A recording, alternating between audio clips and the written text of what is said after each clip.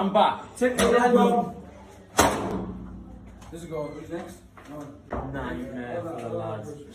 Open take a wet floor sign, the best life. Everyone I thought gave up. One. Go on. Hey, Brad's on the side. Oh, I didn't Oh yeah, Caddy. Oh yeah, I'm next. Why am I the one who's always in it? Why won't these break, by the way? I know, yeah, it's fucking Why won't these break? It's pure fucking titanium, this one. Yeah, it's fucking lethal, that again. Oh, move well on this. Swing it! Yeah, it's off of that, you know. Jesus. Pure titanium, who's next? Yeah, this goes. Thursday, lads. You've got all this over there. Coming from a galaxy near you, this is Brothers in Booze. And here are your hosts, Greg Washington and Doug Ziegler. Welcome, Doug. How are you doing? Not better than those idiots. Listen, as we get back to going back to the pub and everything, Doug, Apparently that's normal. That was over in the UK, so you can't even blame America for that one. Yeah, we have, they just punch people here or shoot them. You can blame America for a lot. Yeah. So welcome everybody. How's everybody doing tonight? Welcome to Brothers in Booze. We got a great guest tonight. So before we start though, Greg, what you got in your glass? I'm blaming America for this one. It's a Midwesty Pilsner. Have I had this one on here? I probably have. Carbon 4. It's a beer that tastes like beer, Doug. Ooh, a novel concept. Right. And Right. everybody seems to that seems to be the fad now. A beer that tastes like beer. People say that shit. I thought all beer tasted like beer, but maybe Yeah, I don't know. It's akin to when for a while there was people bitching about coffee having all different kinds of flavors, and like, yeah, that's okay. You could still get regular stuff. It's fine. Like I think you've seen it too. Is a lot of people are kind of harkening back. Give me some more of the, the German style. Some of your more I consider basic, well-made, crafted, original style beers. I think we've seen a lot of people go back to that. right. Mm-hmm. And our guest says that video clip is why insurance rates are higher for men. And should be correct. We'll ask her about that in a second. But what do you got? So I picked this up. I'm going to start very light. Guinness Zero. So this was something that Carla discussed on Twitter a bit, and then you guys discussed last night on the Twitter Spaces with After Beer Chick as well about NA beers. So Thanks for the plug. Yeah. Yeah, there we go. Okay, cool. Anyway, go on. Sorry. So this is what's interesting is it's nitro. So my wife had it, but I said I'm not going to have it till I'm on the show because I want to have it then. Oh, this is not one of the best sounds ever. Cracking open a beer, especially the nitro ones, where it's like, oh, it's so nice. So this was the best I could get as far as a Pilsner glass. I actually don't, or a pint glass. Look at that. Runs just like a good old fashioned Guinness there a bit. Yeah. Maybe not quite as thick. Yeah, well, we'll see. Yeah, so that is it's got all the roasty notes that you want. Not quite as strong as a leaded one, as Matt Strain says, but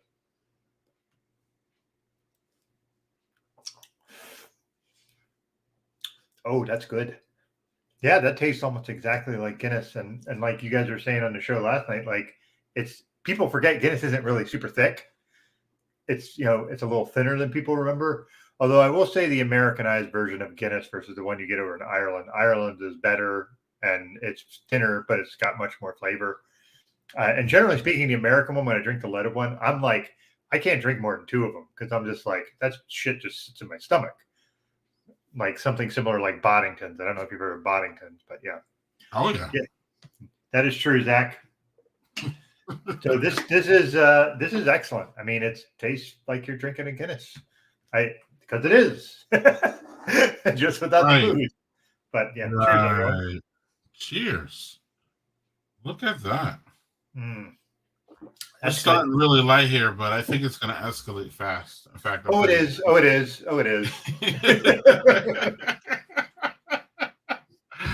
All right. Well, without further ado, somehow we're already 10 minutes into this, and I don't even know. Time flies when you're having fun. Without further ado, we should bring in our guests here. Yes, but hold on real quick, Doug. What does this mean? I have some Arberg on NOA, and NOA is a variant of Ardbeg. So like Ardbeg, you have your base, and you have NOA is the next one, and then all their variants are. So OA is some sort of Scottish word. I don't know what it means. I haven't looked at, but they have all their other our variants have Scottish names. Oh, so it's Ardbeg, and so there's like I think that I've only ever seen 4 different ones, but I'm sure there's more that are like well out of my price range. So yeah, Ardbeg's probably my favorite smoky Scotch. Sounds good. Zach likes Smithwick's over Guinness. Is he? No, you're not. No. And may I say that if you can't pronounce it Smithwick's, it's Smittix. I got reprimanded in an Irish bar for calling it Smithwick's. That's how I know that. So the W is silent? Smittix? It's Smittix. Like even the H is silent. Like it's just Smittix. Because I went up and I said, "Can I have a Smithwick's?" And they're like, "It's Smittix, laddie." And I was like, "Jesus!" Like, okay, then I'll have a Smittix. Wow. If it's smoky, then that explains why Jerry likes it.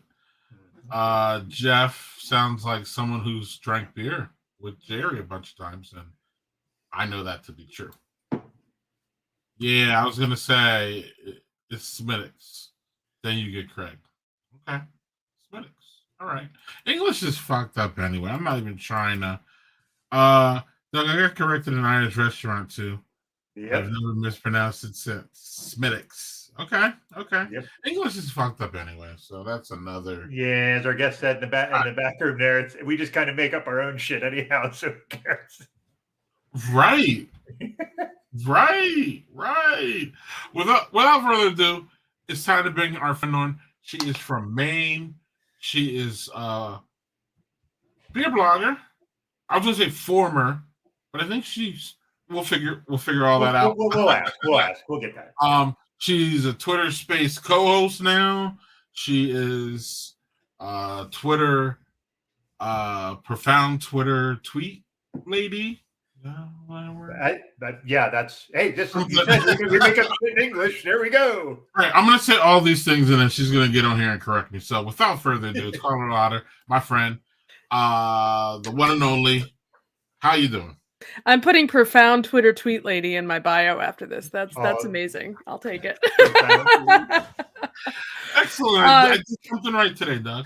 Yeah. And as far as my beer writing goes, I've been an on and off again blogger. Have not been blogging recently, but I do have a column in Beer and Weed magazine that comes out monthly.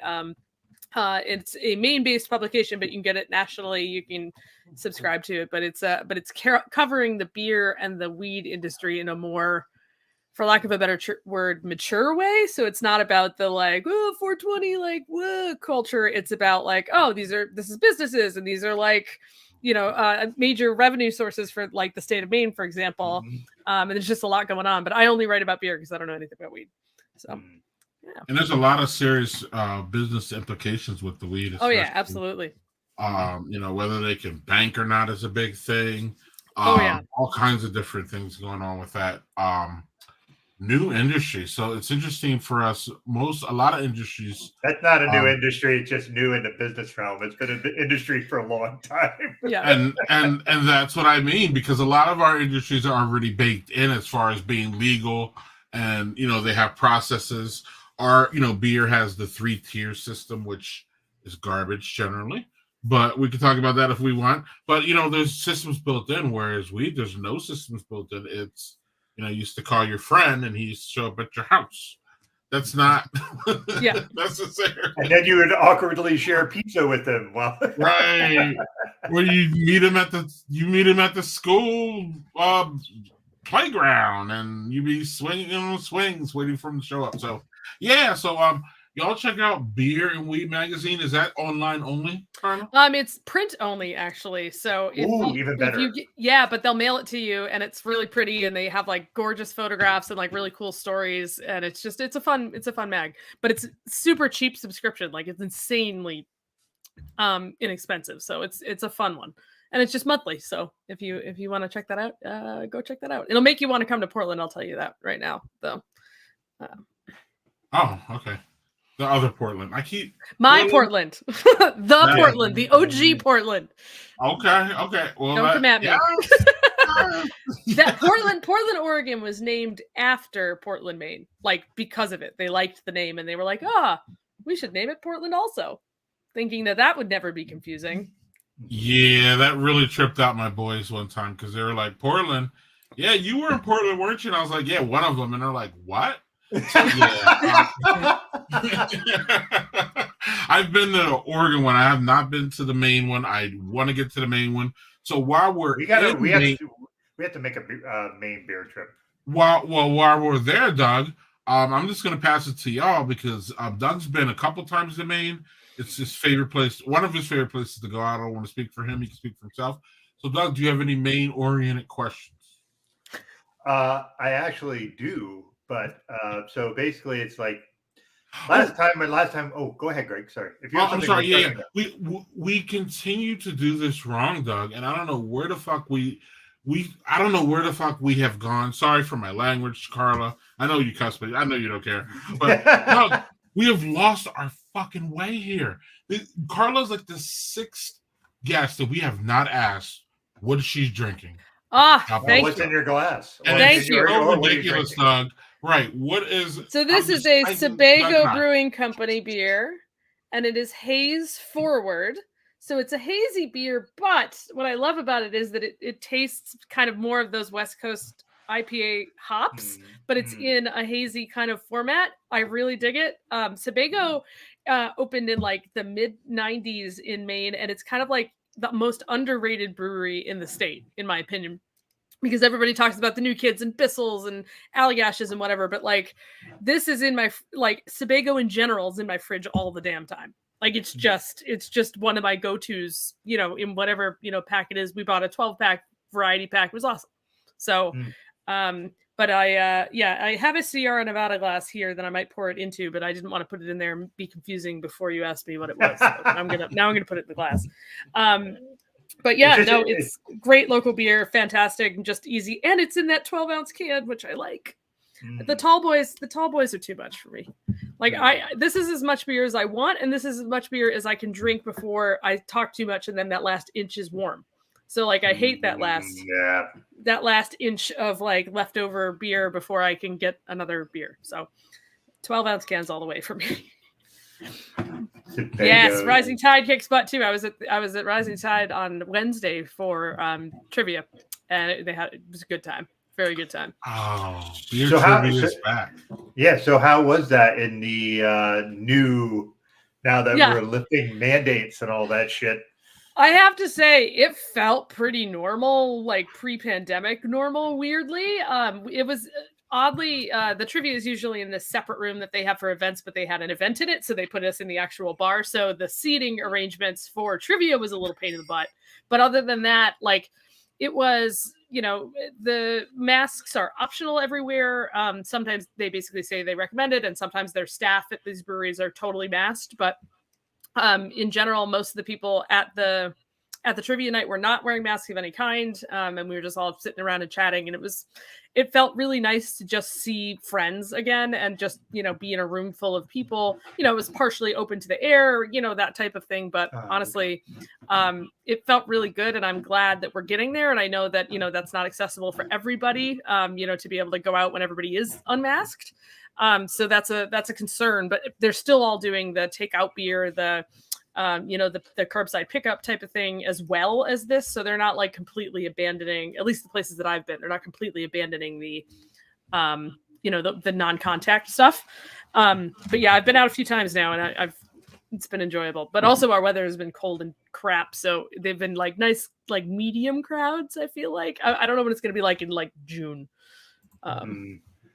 Well, you have that weird thing in Maine where it's like really nice, and then like for several weeks it's just unbearably humid and hot, and then it's back to like We nice. have like micro seasons. So like we had like it rained for like a week on and off. It would snow, then rain, then snow, then rain, and then we got like super warm, and everybody thought it was spring and opened their windows, and then we got a blizzard for 3 days, and it's just like okay, I get like today I opened my window, but by Monday we're gonna get snow again. So.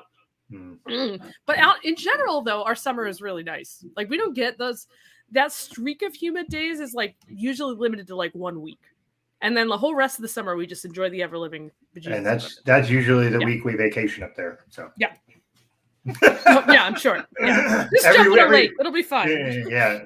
Well, getting like any sort of waterfront vacation spot is like. Oh yeah, if you haven't booked a rental already, you are. No, we got one. We got one good. We got one near Camden. We've never been cool. to Camden. So nice. That's a nice area. That it looks like a nice little town. And we have all teens and 120-year-olds, so like they can kind of want to walk down, go into town. Hey, whatever, So yeah, it's a bit different. It's a bit different that way. But go ahead. You're booked for this summer? Yeah. Excellent. Cool. I didn't hear about that. Look at that. Yeah, look at the things I learned on the live stream. I don't know how far Camden is from you, Carla, but there will be a day where Jill and I will kind of make some trips around, totally. And maybe we can figure out a spot to meet up. Yeah, I would say about 45 minutes to an hour from Camden, but I would totally meet you somewhere. That would be fun. It'd be a good time. Right. Awesome. Cheers. Oh my God. Okay. Sorry. Daniel was like, talk about the Stone Keystone ruling. And I had not seen that. So I don't know if y'all want to talk about that. Have you seen the actual ruling of that Keystone thing we were talking about yesterday? I didn't see it today. Yeah, apparently 3 hours ago. Yeah, Jerry did it. Jury hands Stone Brewing $56 million in trademark war with Miller Coors. What? Stone won Keystone? the lawsuit. Yeah, over Keystone. $56 million? Like, Jesus Christ. Oh my God. I mean, to Miller, that's probably nothing, but that's hilarious. That's hilarious. What? That's a lot of capital for smallish cap. A smallish. Oh my God, that is a smallish craft brewer. Yeah, but Stone's kind of in that realm, like with Sam Adams. I think where they're not really microbreweries, but they kind of are. And they're running. They have multiple locations and they need that money. Honestly, they had. Yeah, Daniel says that's one way to raise capital. Yeah, no kidding. That's insane. A federal. Is this true? Zach, I asked you not to say that shit publicly. Thanks, dude. Say the quiet part out loud again. No, yeah, damn it. I told you that in confidence. 56 million. Yeah, they about to come up with a macro brewery with that kind of money. I mean, I've been at the brewery in Richmond. It's huge. I mean, huge. have you ever been to the one in San Diego? It's gorgeous, actually. Like they have this whole rock garden and a hotel and all this stuff. Apparently, though, Stone Brewing had asked for a $216 million award and got 56. So they basically gave them like a quarter of what they asked for.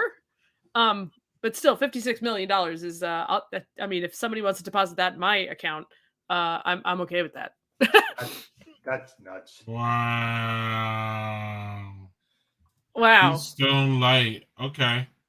Stone. Okay. Yeah. Okay.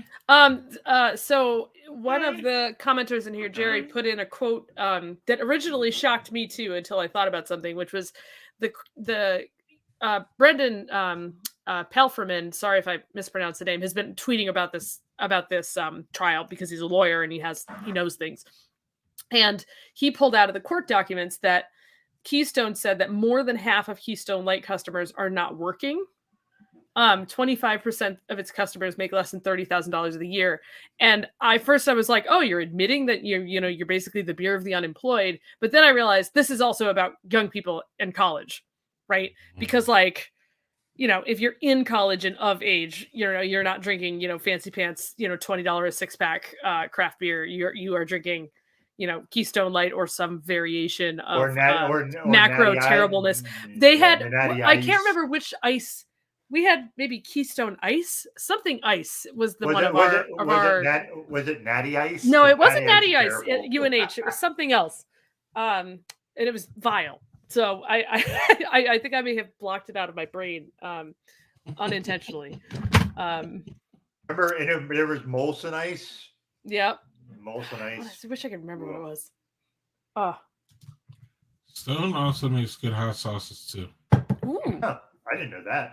I did not know that. Yeah. That's fun. There, you'll stop. Yes, they did. That was a dad joke headline just waiting to be Waiting said. to happen. Right. Well, cheers to Stone. Yeah. Well, Yeah. Yeah, and if they're taking money from Miller Coors, that's not necessarily a bad thing. I wonder how much of a dent that Well- actually makes in like the amount of money that flows through Miller Coors on a like daily basis. Is that like 5 minutes of revenue? Like I'm just kind of curious what that is. I don't know Yeah, that and it's likely to be appealed to. Yeah. Well, So we have that. that's But hilarious though. That is hilarious. I was not expecting that, to be honest. I thought they were Wow. either going to settle. Uh-oh. Thanks for the breaking news there, Daniel. You got everybody's Yeah, reaction. how about that? Nice. we had Thank you for the heads up. I had not been online all night. I've been just hanging out with my husband kind of offline all day, and it's been kind of nice. But while we're here, though, or what are you going to say, Carla? Oh, no. Go ahead. I was going to say, while we're here, the reason that Daniel knows that that's, or at least, I was just say important, but top of the line or top of the, what do they call that? Top of the world. Top of the tip of the tongue. I don't know. It's in our conscience. And the reason is I'm trying to segue here and I'm bungling it. Is because last night we talked about it on our beer chat on Twitter Spaces. That was one of the conversations that we had was what do y'all think about? Actually, I'll let Carla frame this because she's way better at this than I. But Carla, what was our conversation about last night? And let's kind of bring it up to Doug and see what he thinks. Yeah, so we were talking about a couple of legal things, and it was the kind of like the David versus Goliath thing. Like, are we happier when, like a brewery like Stone, gets a victor over a big guy? But then what Afro Beer Chick pointed out was that Stone has come after smaller breweries for using their trademark or using the word Stone in a kind of vague way, and that there are, there are absolutely kind of ways that there's this moral ambiguity because we're like, oh no, that's terrible, and yay for Stone. But then Stone was also doing the same thing. So we had kind of a couple of discussions about that. And then the same thing about art and intellectual property theft being another thing, which is like, yeah, I don't want small breweries to be, kind of persecuted for using like a Nintendo, graphic. But at the same time, they're doing that and they're putting themselves at risk and they're putting themselves in an era where they could have paid a local artist, but instead they nabbed something off the internet and they just decided to use it. So we talked a lot about like the size of the brewery and whether or not that matters. But I mean, I am still kind of on the thing of, I don't like when people do this blanket thing, like when Monster Brewing Company or Monster energy drinks went after the Vermonster beer. Do you remember that? Like, it was an energy drink company. It was like, you can't call your beer anything with a monster in it. That seems just absolutely stupid to me. But when they do it for a reason, like, hey, you copied what I did, or hey, you have my art, there's a legitimate, like, there's a transgression that's happened there. So I don't care about the size of the brewery when that happens. It's like, dude, A, it's your responsibility not to do that. B, you got caught. Like, I don't know. So we talked about a lot of that last night. We kind of went back and forth a bit. Yeah. So what do you guys think of when I've seen multiple beer companies, like small ones, and they'll go and they'll make something that's clearly Nintendo influenced, but it's not Nintendo art. It is a take on Nintendo art. Right. Where does that fall into that realm? Like, well, I mean, in a trademark sense, that comes under that idea is it a new work, right? Like, have you created that work? Have you modified it in such a way that makes it a new work? And that is it is subjective. That's what we have juries for. That's why we have, legal advisors and things like that.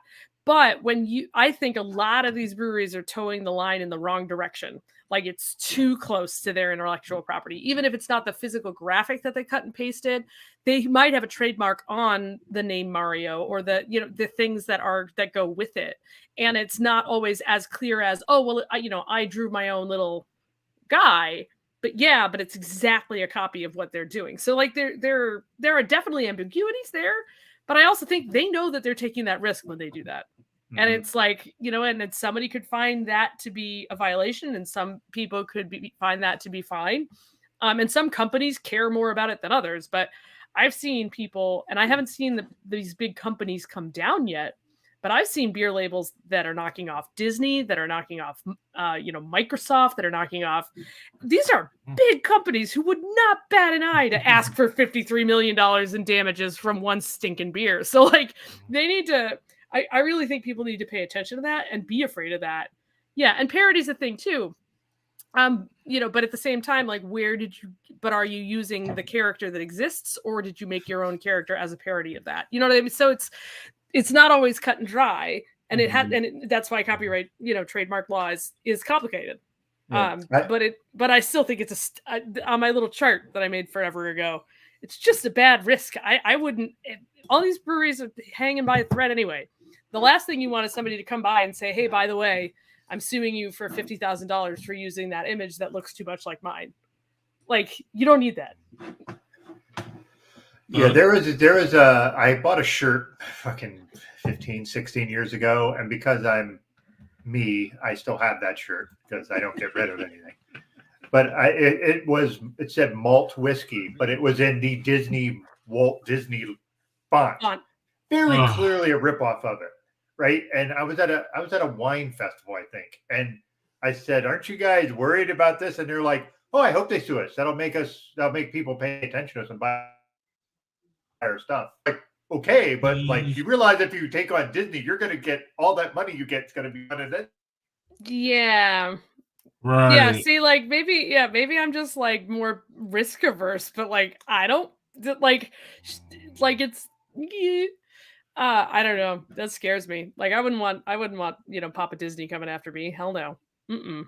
But like Daniel says though, then you have with Modus. I don't know if y'all remember that. Oh, the dilly thing. Yep. Yes. So AB and Bev was well aware of that. So yeah, like Carla says, it's not like many times they're not aware. Oh yeah. It seems like sometimes they just make a decision to say something or do something. And again, you got to, in my opinion, in this aspect, you give AB and Bev props because they made it, they made it a joke. They made, they played off of it. It was fun. No one got sued or litigious or anything because being litigious is not really, this is, it's funny. Americans are very litigious, but then we look down on it. So at the same time, we really love it because we'll just do it in a second. People will just sue you for anything at any given point. But at the same time, most of us are like, "Oh, that's awful." I think it's more like we want to be able to sue, but we don't want to get sued. So it's 100%. It'll never happen to me. That's the American way. It'll never happen to me. I'm just gonna do it to everybody else. It'll never happen to me. It's like that is too fucking risky because, again, like you said, you could spend all your money just on the lawyers, not even the settlement. Not even the case, right? Yeah, right, right. So. It's just crazy how y'all, folks get bold, right, right. Dog, it was the secret of mine on Zelda. Here we go again. Yeah. So, So, Doug, you said you were going to ask a main-based question. I don't think I heard it. No, mine was going to be about what breweries are near Camden, but I'll talk to Carla offline about that. Oh, okay. Yeah. Okay. There's a couple of new ones up there. We'll take this offline. As they say in corporate speak all the damn time. You're always online. And you're not off saying that. I saw some tweet or some meme that said, it's 5:00. It's time to walk away from the big screen and then sit on the couch and look at the little screen while the other big screen is on in the background. And I was like, oh, yeah, that's our life now. Like, it's, Right. Right. So while we're here, I want to talk a little bit about our beer chat on Thursdays. It's on Twitter Spaces. It's 9 p.m. Eastern, 8 p.m. Central. We talk about beer with our friend Afro Beer Chick, and it's Carla and I. We have a really good time. We've done 2 weeks. We're planning to be here every Thursday, at least 2 of us, or 1 of us, or 3 of us, or we'll be there every Thursday talking about timely things, not timely things, beer, styles, history, all that. We're gonna get into that. I think we were talking about doing beer and food because I don't know if y'all follow up for Beer Chick, but she's prolific in this manner. Doug, you already know the different things she comes up, the pairings. She can cook.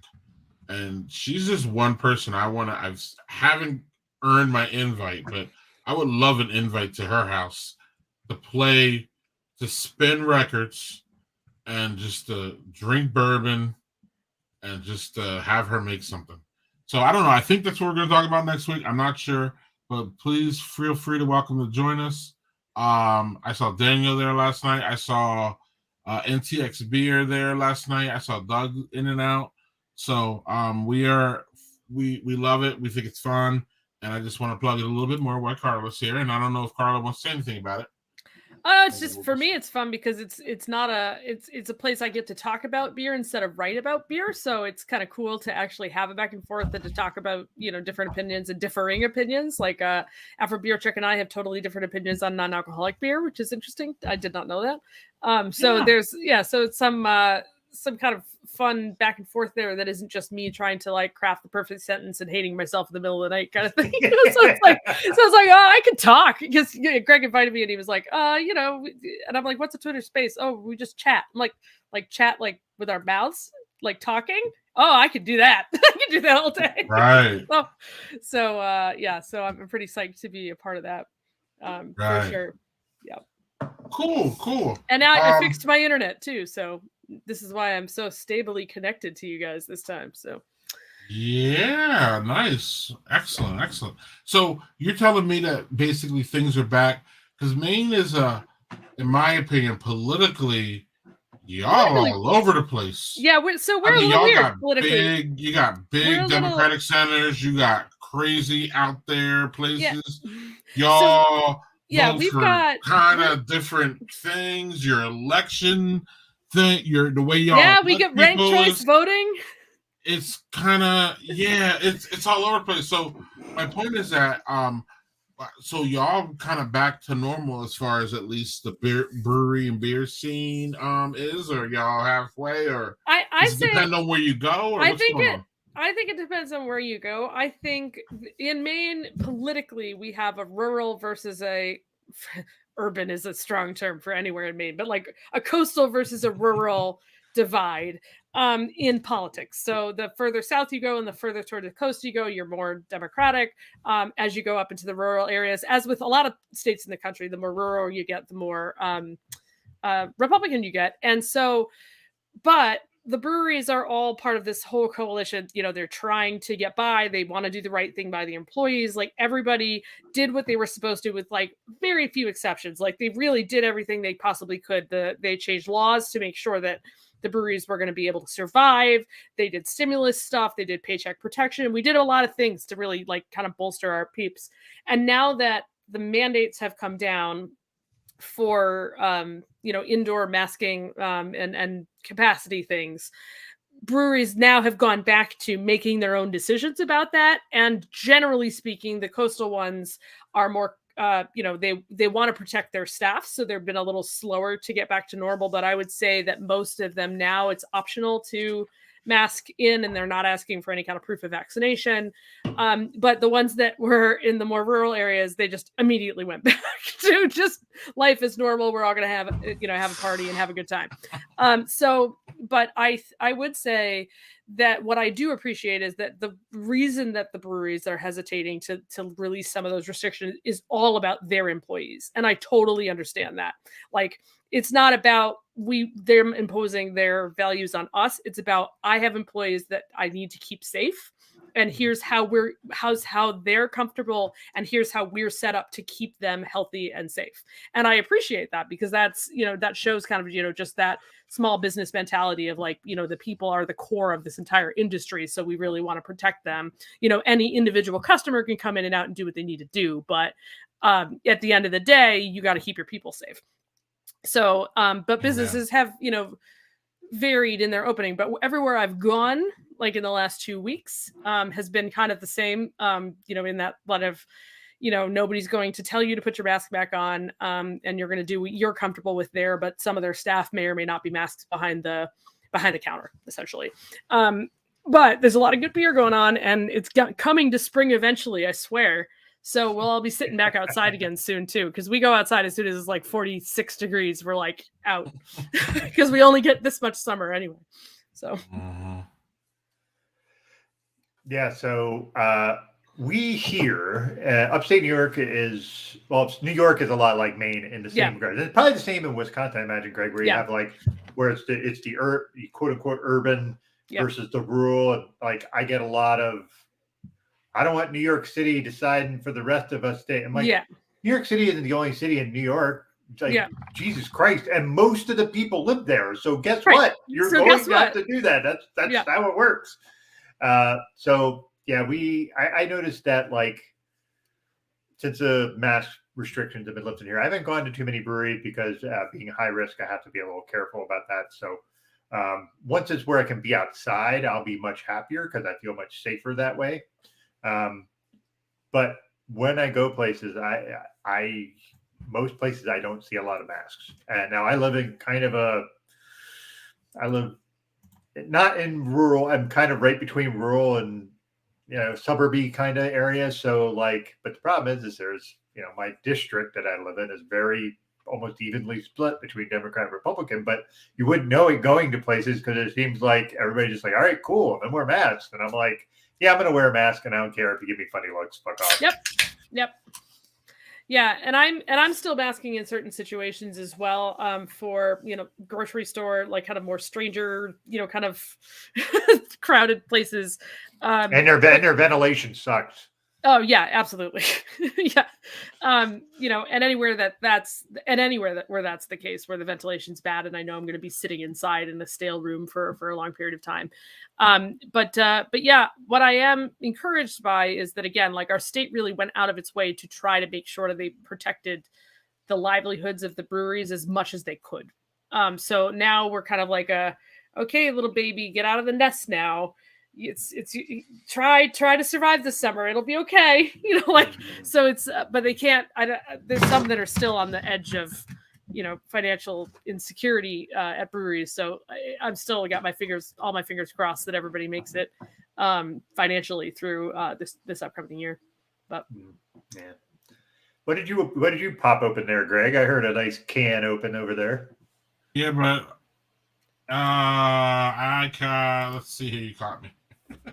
An epherical stout. Ooh. Who makes that?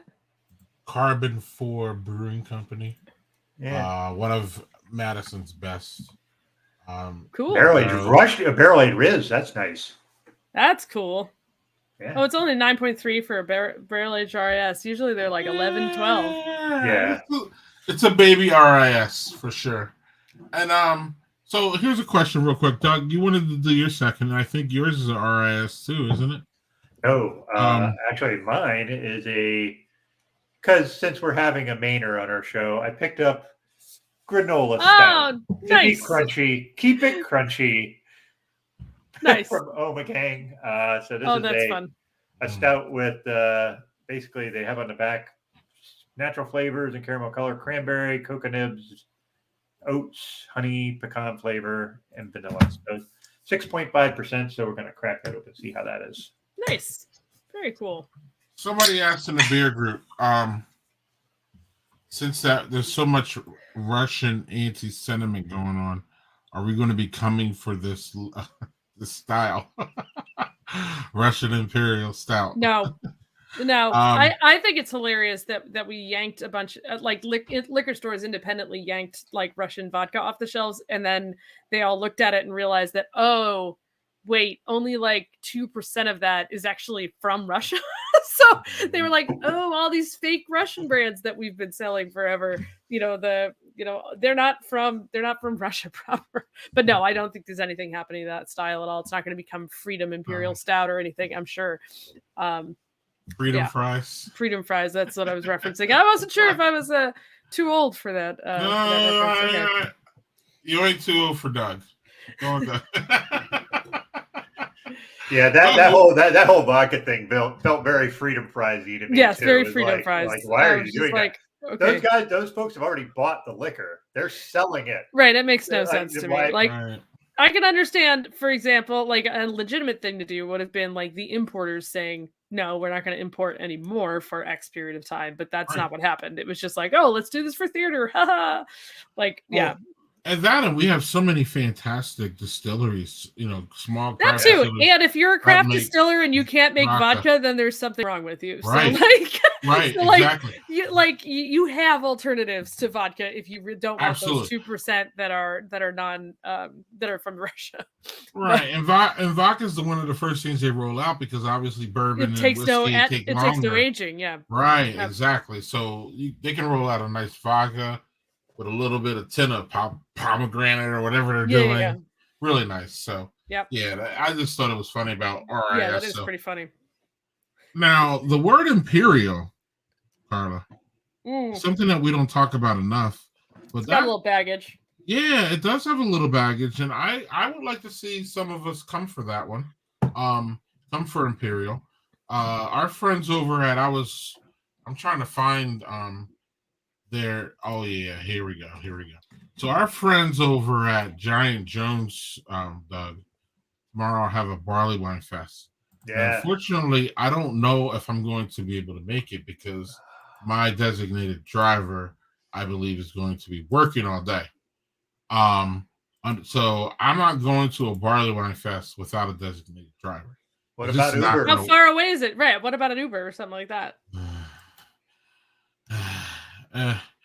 It's probably like a $30 Uber or something one way. Oh, Jesus. That's a pretty big Uber. Yeah, that's a long Right, Uber. Yeah. Right. So I'm not sure. And I don't even want, this is in Madison and I live about 20 minutes out of Madison. And I don't even want anybody that I go there with driving me home, if that makes any sense. None of it really makes sense for me to go unless I have a designated. Yeah. But I just wanted to show you all this list, Doug. Man, Giant Jones is going to have 5 of their own. Oh, Lord. Look. Right. They got Portugal, Delta Beer Lab with Jay Henry. They're using Jay Henry. Man. Yes. 2 vintages, a Wisconsin Brewing, Working Draft, a Carbon 4. Dude, they need to have more food than just pretzels, though. Yeah. That's scary. They got to eat. No. Proper food. They have focaccia there. The proper food. Oh, focaccia. Yeah, okay. Focaccia's like this thick. It's this thick and it's oily. That's helpful. No. Yeah. Right. 4-ounce pours. 4-ounce pours. 4-ounce pours is that's still a lot. 2 ounces, man. 2-ounce pours. Right. Barley wines? Jesus. Right. There's going to be some sloppy people walking out of that place. Yeah. I was hoping to get dropped off at 12 and come back at 3 and then I'll be good. So I don't know. We'll see. She's scheduled to work. We'll see if she can get out of it or it may change. Either that or find a couch to crash. Somebody who lives more local. You can just kind of crash. Right. And I didn't make any. And I'm still kind of weird too about COVID and who I'm around. That's true. Yeah. And all that stuff too. Yeah, I know it's weird, fellas. I'm still there. No, I forgot. I momentarily forgot that was a thing, and I was like, "Oh yeah, I wouldn't want to be in a stranger's home right now either." Right, and it's COVID. Yeah. It's COVID, and I'm high risk too. Unless they have a bubble outside that you could stay in. So my coworkers were teasing me the other day because we're going back to work 2 days a week, starting in April, and I have a job where I interview people a lot and I'm on the phone all the time. So working from home has been awesome because I'm not there's no noise around me and I'm not causing noise for other people. And I was joking around with a coworker and I was like, I'm going to go into these little mini conference rooms that we have like every 5 minutes because I'm going to be taking all these calls without, without the background noise. And my coworker said, yeah, you need to get one of those little brewery bubbles and just stick it in your cube. And then I replied back in the Slack and I went, zip up, Carla's on a call again. But I could just picture myself like in a dome, like with one of those zippy things, like on my calls, and people being like, "What the hell is she doing?" But it might come to that if my coworkers are annoying. So we'll see. Yeah. Right. Yeah, I thought it was ambitious of them to do a barley wine fest, and now that I saw what they have there, I'm just like, wow. Yeah. And like 2 wheat wines too, Doug. We know we love the wheat wines. Mm-hmm. Oh man, so that's gonna be fun, man. It's good. Giant Jones was one of them. I'm glad it seems like they're back to almost operating normal, but they were one of the first breweries in Madison to shut down. Like they shut down. They weren't even like, oh, we're gonna, you know what I mean? There were, because actually at the beginning of the pandemic, there was, no one was talking about masks at all. It was just cut and dry. It was like, are you open or are you out? And they were like, oh, we're out. And I was like, whoa. So they have been very, progressive about COVID and protective of, their, and they only went down to 2 employees, the owners, for the longest time, and it was just them 2 brewing. So they have now a staff of 4, I think. Yeah. I love these. Our friend Mary there. Yes, and I love these small breweries that operate with like 5 people, 7 people. I mean, that is just, I don't know. For me, that's dedication. I understand we have the American dream, and it's kind of not really a thing anymore, even though it's more like a high in the sky fictional thing. But to me, I believe that's the American dream when you can, run a good brewery with like 7, 8 or 9 people, and everybody gets paid. Everybody gets, they do the living wage, no tips, all that stuff. So hats off to my friends at Giant Jones. The only reason, Doug, we've never really had them on Fridays because, again, they only have 2 people that work there. So Friday night, they're working. And Jessica has told me a couple of times, hey, I'll just join you from the brewery. And I'm like, no, Jessica, that's just not going to work. Like, it will be too loud. It's just not too loud. And like, she's just, she's very hands-on about like greeting people, talking to people. She's that brewer and she can pull it off. Carla, I know, I think we might have even talked about this at a beer conference.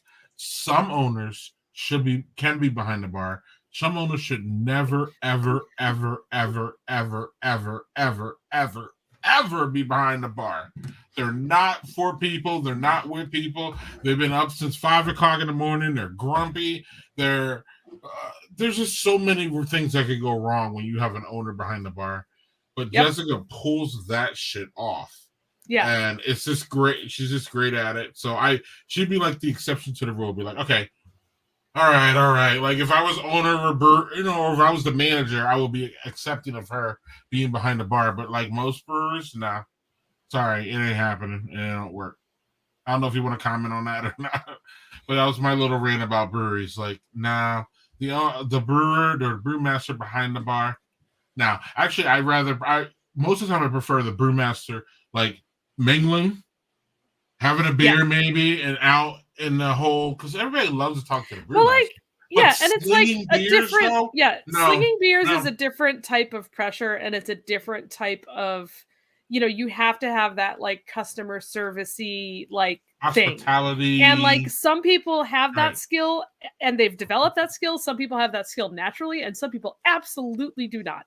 And it's one of those things that like, but you have to know your strengths and play to your strengths. Like I said, like there's, like you just said, there are definitely some brewers that like, they can work a room, they can run around and like say hi to people and like be sociable and whatever. But like, I would never put them, in a customer service position where they had to be super nice all the time when they're thinking about the bigger picture of the whole brewery. Like, it's not even like fair to take up that much of their brain about all of that. It's like, oh, is table number 4 happy? Like, do you care? You don't need to waste your energy on that. Sorry. Right. But it's just I work with scientists a lot too, and it's everybody's like, oh yeah, I want to like be the scientist that goes on TV and explains my science, and I'm like, some of you can do that, some of you should not. Cannot. No. So, yeah. Some of you, not everybody's Bill Nye, so Correct. maybe you don't do that. Right. I have two series PSAs. You ready? Yes. Yeah. So this one is, I know, near and dear to Doug's heart. So Doug, I'm going to go to you first for the comment, and then I know Carla's going to have a comment. So we had this dust up recently, I think within the past week, with this trans female swimmer who, I hope I said that right, Doug, meaning she used to be a male, but now she's a female, and she's a swimmer, and she competes. Well, all hell broke loose on Twitter about blah, blah, blah, blah, blah. Y'all know, y'all have heard this before. I'm just here to tell people, and I'm just here to tell all y'all that life is not fair. It's never been fair, and it never will be fair. These people who are like, it's not fair that a trans woman gets to swim with the ladies. None of this is fair. Doug, I was looking at last week, it was the 30th anniversary of Shaq, and he was playing the NCAA, and this, excuse my language, this motherfucker was dunking, slamming, all over the place. He was dominating. Is that fair? Is it fair the way that Black people are treated in America? Is that ever going to be fair? Is it fair that women couldn't vote until, what was it, 1920s, but women couldn't go to the doctor without a man. Was this in Canada? They couldn't go to the bank. I'm sorry. They couldn't open their own bank account until 1974. Is that fair? Is women's rights ever going to be to where men's rights are? Again, I want somebody out there, and please in the comments tell me something that is actually fair, because sports is about exploiting your strengths to win. That's what it's about. Michael Phelps has arms the size of a fucking pterodactyl. That's why he was amazing at sports. That's why he's amazing at swimming. Is that fucking fair? No, but nobody cares because America and he's on our side and all this. I'm tired of this fairness. So that's where is it fair that trans woman was born a man when she feels that she should be a woman? Is that fair? Again, I could go down the list of unfairness in this world, and I'm tired of the fairness thing being used to discriminate against specifically trans people, but it's also used against Blacks, women. Whoever you want to. None of the shit's fair. Right. Doug? Okay. How do I follow that up? Trans rights are a very big thing for me. One of my kids is trans. And nobody was concerned about women's sports before somebody decided, let's make this a hot button issue. And that's what Republicans do. Yes. It wasn't an issue. Trans people have been competing in sports on their chosen gender since sports fucking started. Mm-hmm. It's always been that way. Yep. And, it's funny, the very same people who are, yelling about this have zero concern for Brittany Griner being detained in Russia. Yeah, they don't give a shit about that because it's not an issue that they can harp on. And it's funny because my son said to a person who, I did a whole Facebook post about it, and I know that's a boomer app, but I don't know why I keep it sometimes, but it was funny. Some people came back at me about it, and my son was like, one person said, I don't know how to see that because it feels like it's unfair. And my son said, that's because you're still seeing that person as male. They are not. They're female. And that was a great fucking point. Yep. Because that trans men are men and trans women are women. That's what it is. And they want to compete. And one person, well, why don't they compete in an exhibition? So you want them to put an even bigger spotlight on them. When most trans people just want to exist, they just want to be part of society. They just want to live their lives. They don't want a big freaking spotlight on them. They don't want just everything to be about their transness at all. They just want to be normal. They want to be like, us cis folks that don't have to worry about that kind of shit. They don't want to worry about it. And the thing is, they put people like this at risk because trans people, I saw some study this week said like 56% of trans people considered suicide. Yep. It's 56%. And then you do something like this to this poor woman who wanted no spotlight, just wanted to compete. And now there are people raining shit on her. And the thing that, which isn't fair, by the way. No, Did you see the response of, I don't know if it was the governor or the mayor or whatever, he basically laid that out. He was like, look, there are 50,000 athletes within our like state school system. 4 of them are trans and 1 of them is female. It was in Utah. So like, Utah. And it was like, but 56%, have had suicidal things and like all of the horrible things that come along with being trans, and very impassioned, just like, I don't care if you disagree with me on this. I like keeping kids alive and happy. So what the hell? One thing I wanted to add with the whole, obviously for some people, the act of transitioning involves, taking hormones and whatnot. As a woman who has had to take hormones, holy moly, is that not a performance enhancing thing? It is the opposite. Hormones, I'm on hormones for a couple of reasons, not getting into that in this podcast, but that is not a performance enhancing drug. It messes up everything about your biology and just throws it out the window. So the fact that anyone can compete while being dosed, I mean, in some cases they are, in some cases they're not, but whatever. But like with being dosed with drugs that basically disrupt what your body is trying to do to correct it to do something else, it's not fun. It's not a fun experience. It's not like, oh yeah, I'm going to become like Superwoman or something. That's not what it does. It's a terrible experience. It sucks. So it's just something that just, keeping that in mind too, because people, again, like you were saying, Doug, they assume because, these women have, particular body parts or hormones in the first place, that gives them an advantage. It absolutely does not. And it's just an interesting, not interesting. It's a terrible thing. And I'm really, I feel for that woman as well, because like you said, she didn't ask to be in the spotlight. She just would like to exist. That would be nice. Can we just exist? Like, that would be great. So yeah. Absolutely. Yep. No, Jerry, it's not fair. And fairness to me is like perfection. It's something to strive for, but you got to know that it's really never going to happen. That's it. And people are like, well, there are rules for this. You know what? One of the things that I watch a lot, Doug, is NFL football. There are 50,000 rules in that. And every week it seems like a ref fucks up and a team loses. Again, is this fucking fair? No. Okay? And you can legislate till your head blows out, and you're still not going to make it fair. God dang it. Shut up. Like, you're just taking this to, in my opinion, you're taking that just to beat the trans people over the head. Or you're people use the word fairness to like beat someone over the head. And they use it under the guise of fairness, when everybody really knows at the end of the day that nothing is really and truly 100% fair. It just doesn't work that way. This world doesn't work that way. You want to go to Mars or something with Elon Musk, maybe he can make it fair there. But like, again, I would need to move there to see that. Right.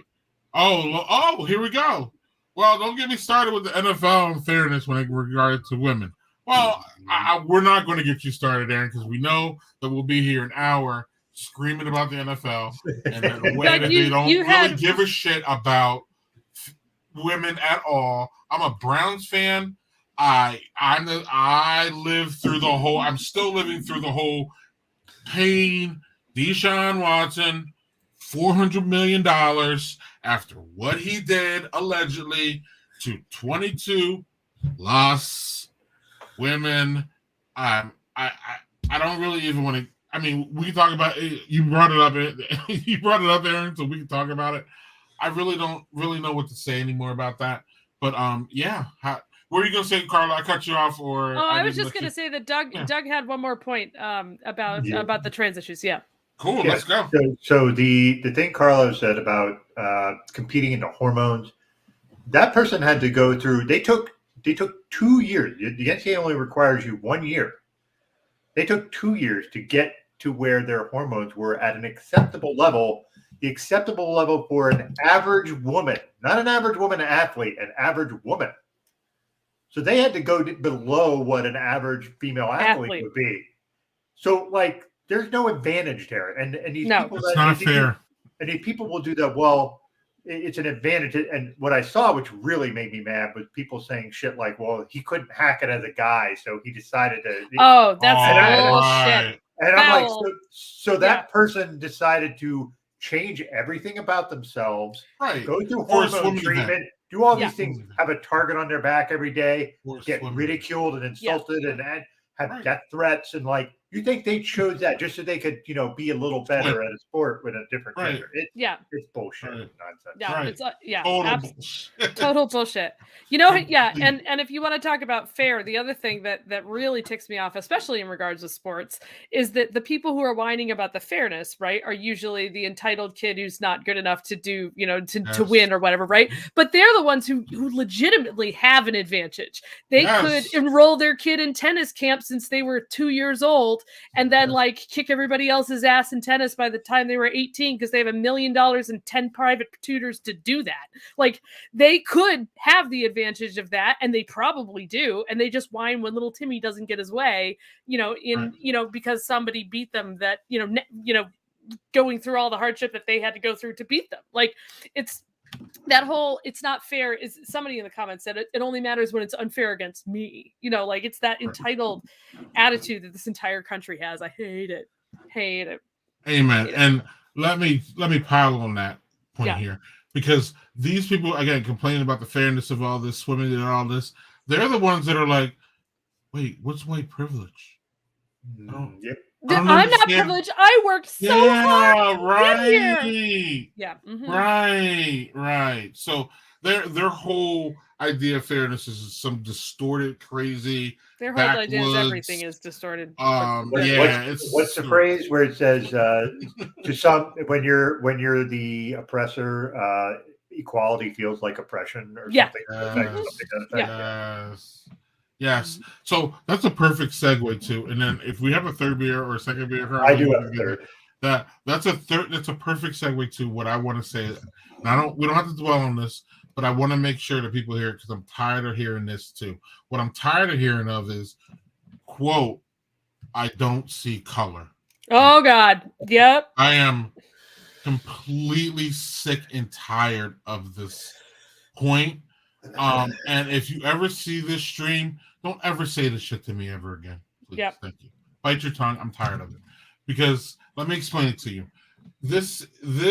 I understand that many people use this as a rationale of thinking. But when you say you don't see color, you're saying you don't see me, because I am color. Okay? See? I know I'm a little pale now, and the light's bringing a lot of white here. But the absence of color is white.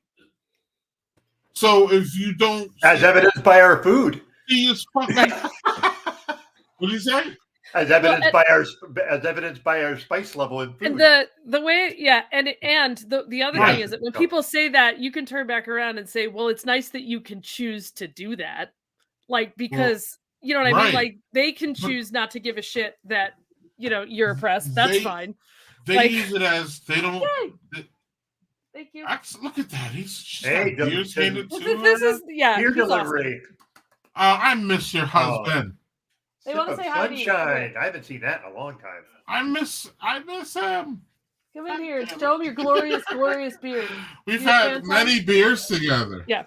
But yeah, you're not saying you're not racist by saying that. You're actually saying that. Let me out of the shadows here. Yeah. Bring on the beer, baby. Hey, man. Yeah, look at it. You can't really see it because it's on a black shirt, but it's very long. Yeah. It's very, very long. That winter. Come on, it's time to get rid of that, though, isn't it? See? Yes, it is. Oh, you can't hear. No, it isn't. No, it isn't. Don't give in. Don't give in. Don't give in. And he says no. He says it's preposterous. Awesome. Yeah. Thank you for the beer, babe. Bye. Well, we gotta have you crack that open now, Carla, since it was delivered. It is. Yes. Sunshine. Oh, So a good. classic. Yeah. So the thing is, it's a classic, and for the longest time, it was only available in Vermont. So the first time I saw it in Maine was in this like beer store that has like a ton of beer, but the guy who's there, who's like the beer buyer or whatever, just buys everything. He doesn't really like know the difference between all these things. So there's a lot of selection, but some of it's like really weird. And I went there, and there was an entire like shelf of Sip of Sunshine, and I'm like, oh my God. So I like bought like 2 4-packs of it. And the guy's like, yes, is that any good? Never heard of that. I'm like, oh my God. Like I've been trying to get this beer for years. But it was funny because like Maine they're so about their own. Mainers kind of like Wisconsin. Mainers would rather drink beer from Maine than any beer from anywhere else. And so when a new brewery comes in, that's an excellent brewery that gets distroed here, people are like excited for like 2 minutes, and then they just go back to drinking Maine Beer Company and Sebago and everything else. It's kind of funny. Yeah. Triple Sunshine. I've never heard of that. That's a good one. And then I think there's another one, Little Sip, which is the other way, where it's lower alcohol or like a kind of a session IPA. All very, very good.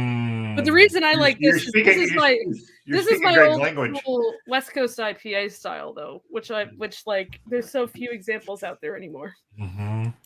Give me all the IPAs. At the beginning of the year, I just started saying, "Oh, that's a trend for 2022. We're bringing West Coast IPAs back," because I figure if I repeat it enough times to enough people, that people will believe that that's actually a trend, and then they will make that trend happen. So I'm manifesting that. So if you want to just say, "Oh yeah, the trends for 2020 is definitely, or 2022 is definitely just bringing back the West Coast IPA," right? That will further my cause. So just say, right. I kind of feel, yeah. I kind of feel we're losing steam on our milkshakes and our that hazy and juicy I can't. and all that. I don't like it, but we are losing steam on that. The new generation is not losing steam on that. They love that. Love it. Are you sure? Yes. Sure? Okay. Yes. Okay. The demand and the for that slushies stuff, and all that. I feel it. Maybe I'm manifesting. Yeah, I have seen. No, I'm happy to manifest it, but yeah, it's the trend for 2022. Jerry Richard wants black IPAs back. Those are awesome too. I thought they didn't have enough time in the sun. Those are good with the dark malts. I love black IPAs, but the more brewers I talk to, they don't. Yeah. And the reason is because I think they were too early. I think they were ahead of their time. I think we're ready for them now. Well, they want to call them hoppy porters, but sorry. No, that's not the same thing, though. But a hoppy porter is not going to sell like a black IPA is. It's just marketing at this point. Just put the word IPA after whatever it is. Belgian IPA, cold IPA. What's that other weird one? Yes.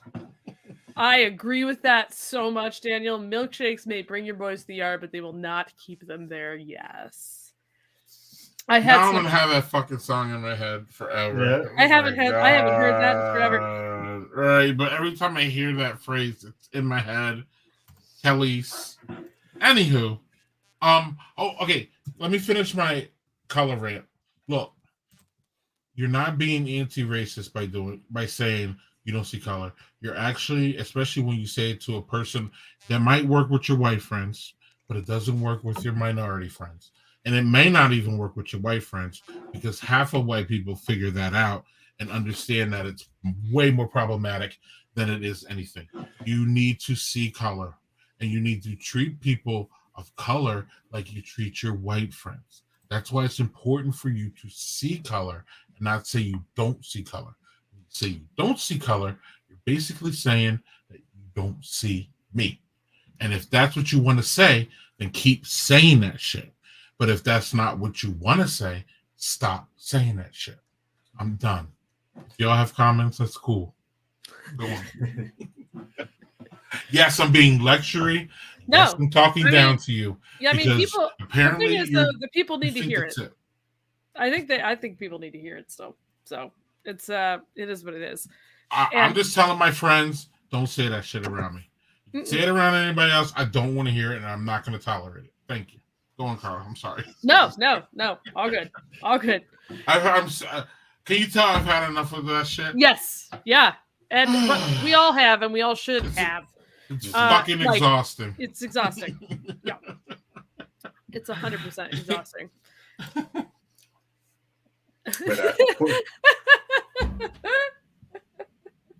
that's a new one. I have no idea. Do y'all? He's making fun of WAP, but Yeah. Oh. he just added Porter. He's being clever. Yeah. Clever Dan. WAP by Cardi B. Right. Okay, someone go on Untapped right now and tell me there isn't a beer named that already. There has to be, right? That's awesome. Speaking of intellectual property theft, you don't want to be doing that. Right. So Carla, give us tasty notes on that sunshine, and then we'll go to Doug with his third. Well, let me pour that out because I feel bad giving tasting notes in a can, but I do love it. Yeah. Man. Look at how for those who haven't had this, pretty. classic, Look at there's clarity there. You can see through it's a classic IPA, in my opinion. It's for just those who nice. haven't had it. And the thing is that like it's technically it says an IPA on it on the side. It says it's a pale ale, but whatever. It's got that like. I know I'm a beer writer. Sometimes I'm like, I don't know what the word is for this. It tastes like watery, like juicy and liquidy more than those hazy IPAs do, where it's like it kind of takes the moisture away from your tongue.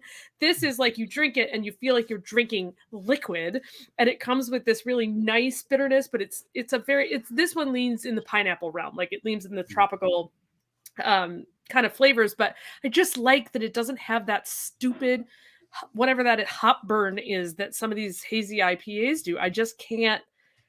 I have one good hazy IPA for every 10 that I try, and I hate that like aspirin flavor.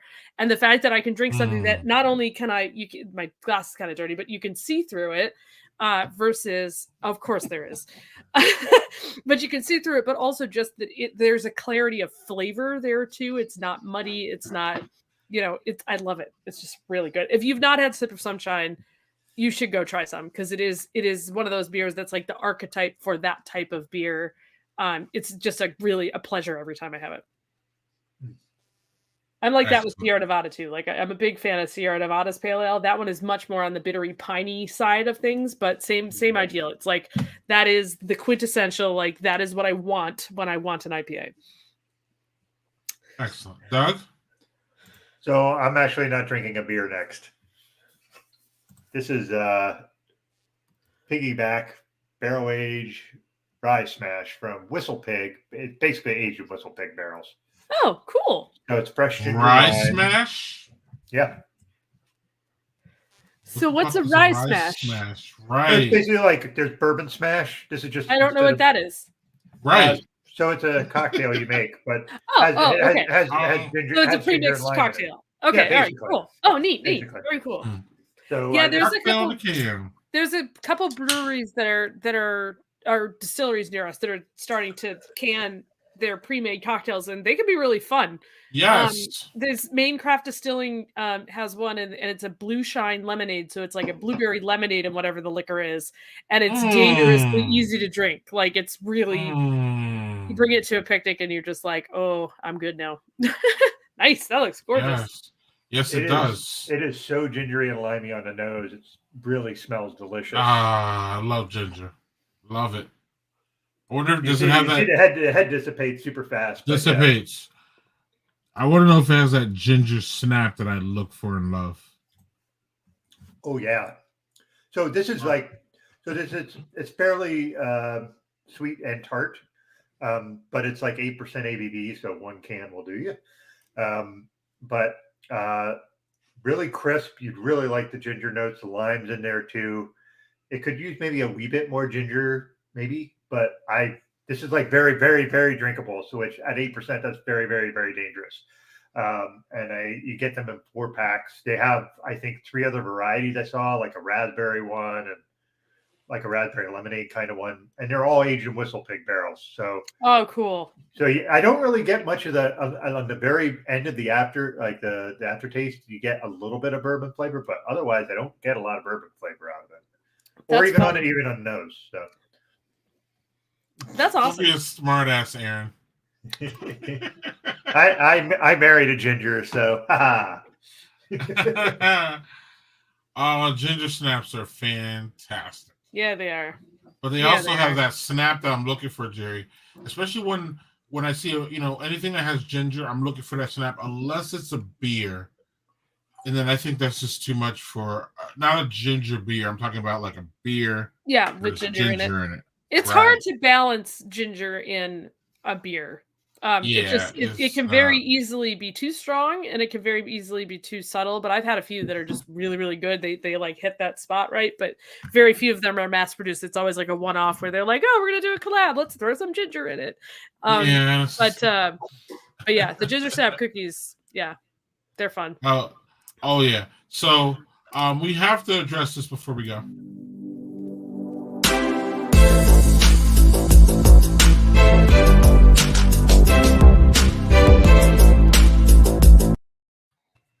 So, for the record, a little inside baseball. Carla never answered my question when I asked if she was watching something, but we will give her time. When did you ask me that? Pre-production. Oh, yeah. Tuesday. No, I was hanging out offline with my hubs. So no worries. But we will give you a chance here to answer this. But Doug said loud and proud. Doug always has something he's watching. And I think I can. Not always, but I have something. You do. You always have something new, and it's great. It's not a negative. It's just it's cool. Don't mistake my enthusiasm for negativity. So this is what I'm watching. Okay. The Halo show finally came out. Halo is my favorite video game series of all time. Talking about Halo. Okay. Yeah. So I watched the first episode. They come out every Thursday. It's interesting because it doesn't follow a story arc I've heard in the Halo universe, and I know a lot of them because I'm a huge Halo nerd. The Master Chief character is pretty well done. They get I think the fighting sequences are excellent. The lady who's the lady who's right here. You can see my mouse. That's Dr. Halsey, who is a major character who created the whole Spartan program that's what Master Chief is part of. In the video game, she's way older. Yeah, she's like in her 70s, and they made her fairly young in this. But is that the Jurassic Park lady? Like, who plays her? No, it's not Laura Dern. Yeah, it looks like Laura Dern in the small screen that I'm looking at, but it's not. Okay. Yeah, but no, it's the only major guy is the guy that plays Master Chief, which I'll give you one spoiler. They do something which made a lot of people lose their shit online, was that on the first episode, Master Chief took off his helmet so you could see his face. Oh. Which has never happened in any video game. There's one video game at the end where at the end he takes off his helmet, but you never see it. It's from behind. You don't see it. Yeah. Yeah, you don't see it. So they did that. And you know what? At this point, it's a show. It's not based on it's based on the Halo universe, not a game. So like that includes all the fan fiction, of which there's fucking shit tons. And like I said, the opening sequence actually had me kind of grabbing my seat. So I think it's going to be pretty good. I'm curious to see where they go because they made Master Chief a bit different than he is in the video games in personality. So I'll be curious to see. I don't want to say too much because if you haven't seen it, you want to see it, you should. It's like I said, it's like I'm a huge Halo nerd. So like, is it exactly what you expect? No. But they're taking some liberties because it's a TV show. I always say that with TV shows and movies, sometimes they have to take liberties with things. So it's a big universe to choose from. So I'm curious to see where it goes. But yeah, I recommend watching it. And Doug's going to have a full review on Lag Libations and Lost Saves one of these months. Yeah, but that's going to have to be after the series, the first season's done. They've already ordered a season 2. So I think I'd like to wait until that season is done, so I can give a summation. Notice I said one of these months. One of these months. Cool, Doug. Carla, after I chastised you on live online about not catching it, you said is this what? Let's see if we got this right live. Did we get this right? Yes, that's it. So so I have been watching a lot of Taskmaster, and it's a British show where they have British comedians as essentially the game show contestants. But the idea is they basically, the two people in the golden chair, they basically give them a task that's like, hide an eggplant in this room. And the person who takes the person longest to find where you've hidden the eggplant wins. So like bizarre goal tasks. And they're meant to be humiliating and funny and weird. And some people try really, really hard, and some people like come up with ways to like technically skirt the rules. And it is that type of entertainment where, nobody's hurt. There's no, it's not the news. It's just purely, I'm laughing at it. And it's just fun. It's not at anybody's expense but their own. They embarrass each other, but there's no punching down. It's kind of a fantastic show, and it's bizarre. But a lot of the clips, it is on Amazon Prime, Okay. but I watch it on YouTube. So if you go look for YouTube, has a whole channel for Taskmaster that are probably older seasons than what's on Amazon now, but you can watch like just one full task from a show. You don't have to watch the whole episode. The episodes are like 45 minutes and the tasks are like 15, but they do it like throughout the whole thing. And in one season, they'll have a group of comedians. The next season, they'll have a different group as but it's just, I can't tell you how funny and stupid it is. Like, should they keep the same group of comedians for the whole season? For the whole season, yes. So they're accumulating points through the whole thing, and at the end, they win. But they're different tasks and different like days and different. It's quite hilarious, and it's all British people, right? Yes. Okay. Well, the one guy that's on that show has been on the guy on the far left. Yeah, he's been on that's Nish. Yeah. He's been on... is a great show for British political shit. It's hilarious. Yeah. Yep. And then like people like Noel Fielding, who was on Great British Bake Off, is there. Victoria Coren Mitchell's been on it. There's a whole bunch of like, if you know any of the comedians in this British sphere, they're on there. And even if you don't, they're just hilarious situations. I don't know. I stumbled upon it and I'm really digging it. And then the other show that's semi-serious is I've been watching the new episodes of Picard, which is the newest Star Trek series. I've been watching Discovery and I hate it, so I went back to watching Picard. But I liked the first season of Picard because it very tidily ended, and I thought there was only going to be one season of Picard, so I was like super happy. I was like, okay, this ended in a satisfying way. It was this really nice story arc. It went really well, like great. And then they were like, oh no, season 2, and I'm like, so season 2 starts off all crazy, and it's not the same pacing, and it's not the same. It's very different than the first season, and I've only been through 2 or 3 episodes, and I'm already like, I don't know. So I'm hanging in there because I'm a Trekkie, but so Taskmaster. I'm sorry, Taskmaster's YouTube and Amazon Prime, and then Picard is Paramount. Paramount, yep, it's on Paramount. Okay, and Doug. No, the Halo's on Paramount. Yep. Okay, cool.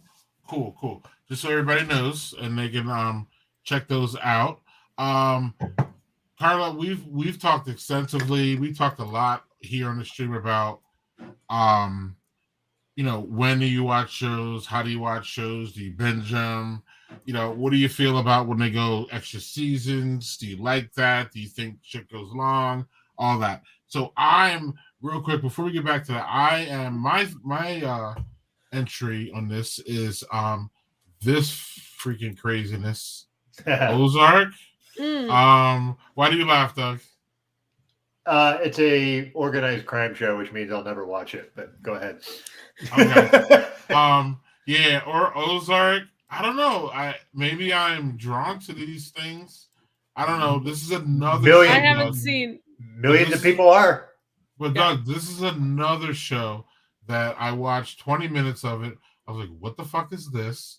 And then I turned it off. Doug, you've heard this so many times with me. Yep, that's you. Carla, I am like, I don't know. I'm just you're the worst beginner of series ever. And then you go back and later like, oh, this is great. And I'm like, why didn't you do that the first time? I don't know. See, I think it comes back to Doug. Like I said this before on the stream a lot, Carla.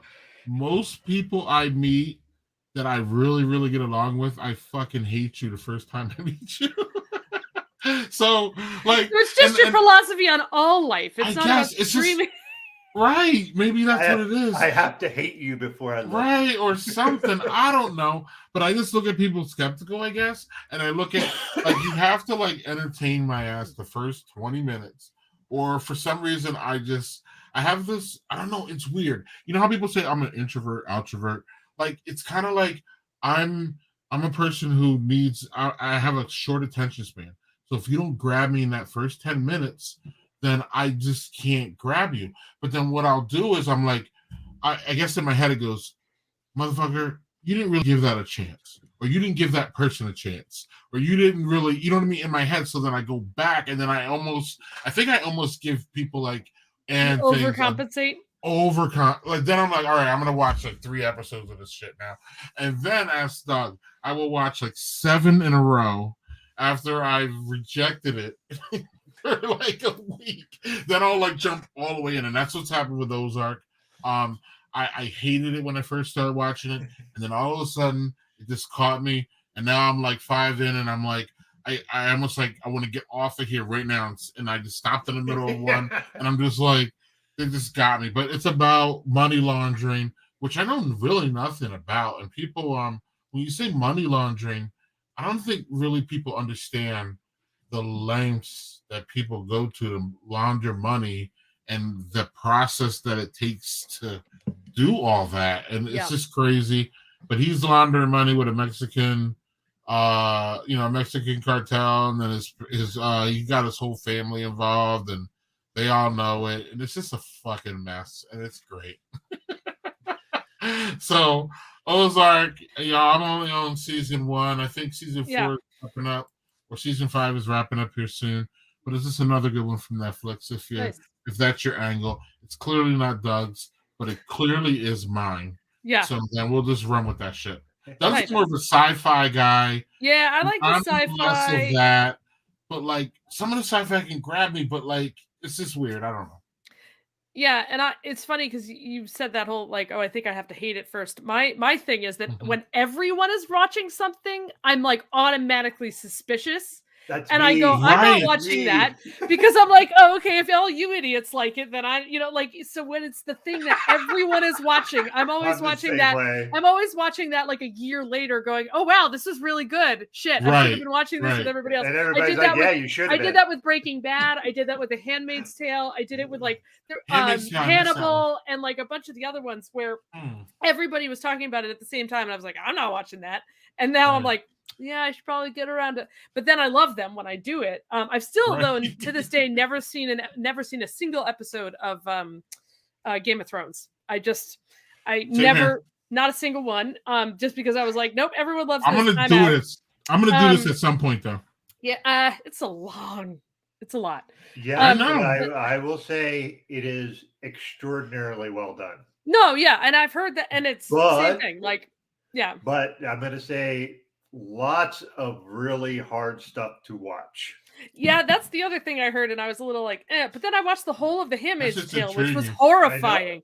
The Handmaid's Tale was harder for me to watch than that. Handmaid's Tale is horrifying? Horrifying. Wow. It is. And the thing is, that came out in the middle of Trump years. Yeah. Came out in the middle of Trump years when everything like that was really fucking plausible. And I was like, you're getting there again with all of this anti-women stuff. But anyway. How many seasons is that? I think it's 3. 3 or 4. Oh, so it's kind of a fairly quick one, right? Oh, but it's no, but that's not quick. It is heavy. You have to take one and then like take a walk for like a week and then like come back. It's heavy shit. Because I think what makes it the most frightening to me is that it is not like that. oh, it's year 3055 and there was an apocalypse and we're post-apocalyptic. It is so explicit about how we could get from present day to this dystopia that is frightening as hell, because it's not just like, oh, there was a nuclear war and now we're all, you know, running through the desert with face paint on. Like, it's like, no, first there was a conservative party elected and then they said, oh, maybe women shouldn't be in charge of their money, and then it was maybe women shouldn't work, and there's this whole progression into this society that happens, and it's scary as hell because you're like, oh, we're not even close. But I will say, just in terms of like how I binge and how I watch things, is I will do the thing where I'll be like, oh, let me try one, and I'll watch one, and then the next time I go to sit down and watch, I'll be like, oh, let me try one more, and then I'll watch like 8, and I'm like, okay, and then I have to stop because I have to go, okay, spread it out. And, you know, I can't be staying up until 2 a.m. watching like the next episode of Hannibal, the next episode. Like, I can't be watching about cannibals at 2 a.m. It's not a good good idea for me. But I tend to like the sci-fi is my primary genre, but a lot of crappy sci-fi is out there. So it's kind of, I take my sci-fi recommendation, which is why I stick to Star Trek, because I'm like, usually they don't screw that up. So I'm okay with most of that. Can I give a suggestion? Yeah, what? The Expanse. Expanse. Yeah, I'm reading the books. So what I did was I got up to where the show was, where I was reading, and I stopped because I didn't want to go further. But they go way further, way more quickly than I. But yes. Well, those books are like this fucking thick, though. They're huge. Yeah, but I love them. They're really well written too, yeah, and I like how they cast it. I like what they did with the characters. Like, I'm happy about it. It did not get renewed though, right? Is that they true? did. No, this year was the season finale. They did 5. They did like 5 or 6 seasons. So, but they ended it where they wanted to end it. I didn't finish the last season because I was trying to get my wife to catch up. And I heard. happening. I'm not sure. And the problem is, and Greg is on the thing with the. The first season was very hard. But I also watch a lot of the other show that I got into, which is not my normal genre, is, have you guys watched Sex Education? Oh, that's an awesome show. That's an awesome show. It's so funny. It's so hilarious. And Gillian Anderson. And Gillian Anderson is in it, which is awesome. And where do we find that? That's on Netflix. Yep. Okay. It's about a kid. It's funny because I had no idea what it was about before I did it, but somebody was like, oh, you got to watch this. It's really good. And I was like, all right, whatever. And I turned it on like one day while I was cooking dinner. And it's basically about this kid whose mom is a sex therapist. So he becomes the like school's like informal sex therapist for all the kids who are having trouble, because he learned so much just by listening to his mom. So like he's like the couples counselor and the sexual dysfunction, whatever, and like, but he's a virgin and he's never had sex, but he has his own problems, and it's just, but it's endearing it's cute and it's funny.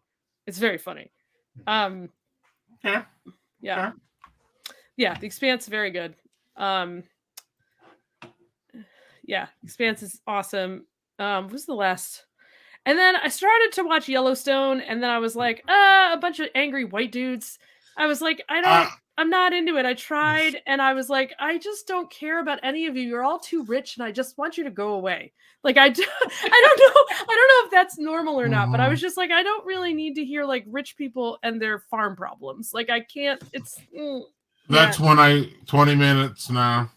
Chernobyl. Still haven't gone back though. I want to watch that, but again, I'm afraid of. Okay. I'm afraid. Okay. It's only 5 episodes, dude. It's only 5. I know. It's you know what's not about the length for me, pun intended. It's more. You know it's about the. Hey, I'm still watching the Jeffersons, and that's 11 seasons. It's not about the length. It's about you gotta grab me. I have to be like. I have to want. Have you watched to, like, MacGyver? No. You should watch MacGyver, original MacGyver. That will hook you in 5 minutes. 5 seasons, 7 seasons, right? Yeah, but it's not all good. So like the first season. No, it's not all good. So the first season's fantastic, and then leave the rest alone. Like it just, it'll be. That's wow. Okay. I shouldn't say that. It's not. Yeah, it's not all good. There are episodes that are fantastic, and there are episodes that are dog shit. So let's do a plug here real quick, because it's really online. Have you ever listened to Watch OK Please? No. It's Daniel Fisher's. podcast. It's a And great what they- premise. It's great, and what they do What is, is it? the premise is that they pitch each other on shows they should watch. Oh, nice. So then they watch a couple episodes, and it comes back to this whole, and then they say, hey, you should really watch this, and this is why. And then some of the guys say yes, some of the guys say no. But that's where it really comes down to, Carla. Is there, like, where do you see? I bail on stuff like 20 minutes in. We've said this. That's literally, sometimes I don't even get it. But most of those I do come back. And The Expanse I'm on, I think, episode 4, season 1. So I gave it a chance. And then for some reason, I just have not gone back. But I know I want to. So it's on my list. It's on my queue to go back. And, Doug knows, once I go back, I'll probably watch 5 seasons in like 3 days. That's just how it works with me.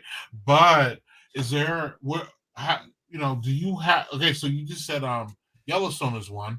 So how many of Yellowstone's, how much does Carla give to a show before you just completely bail?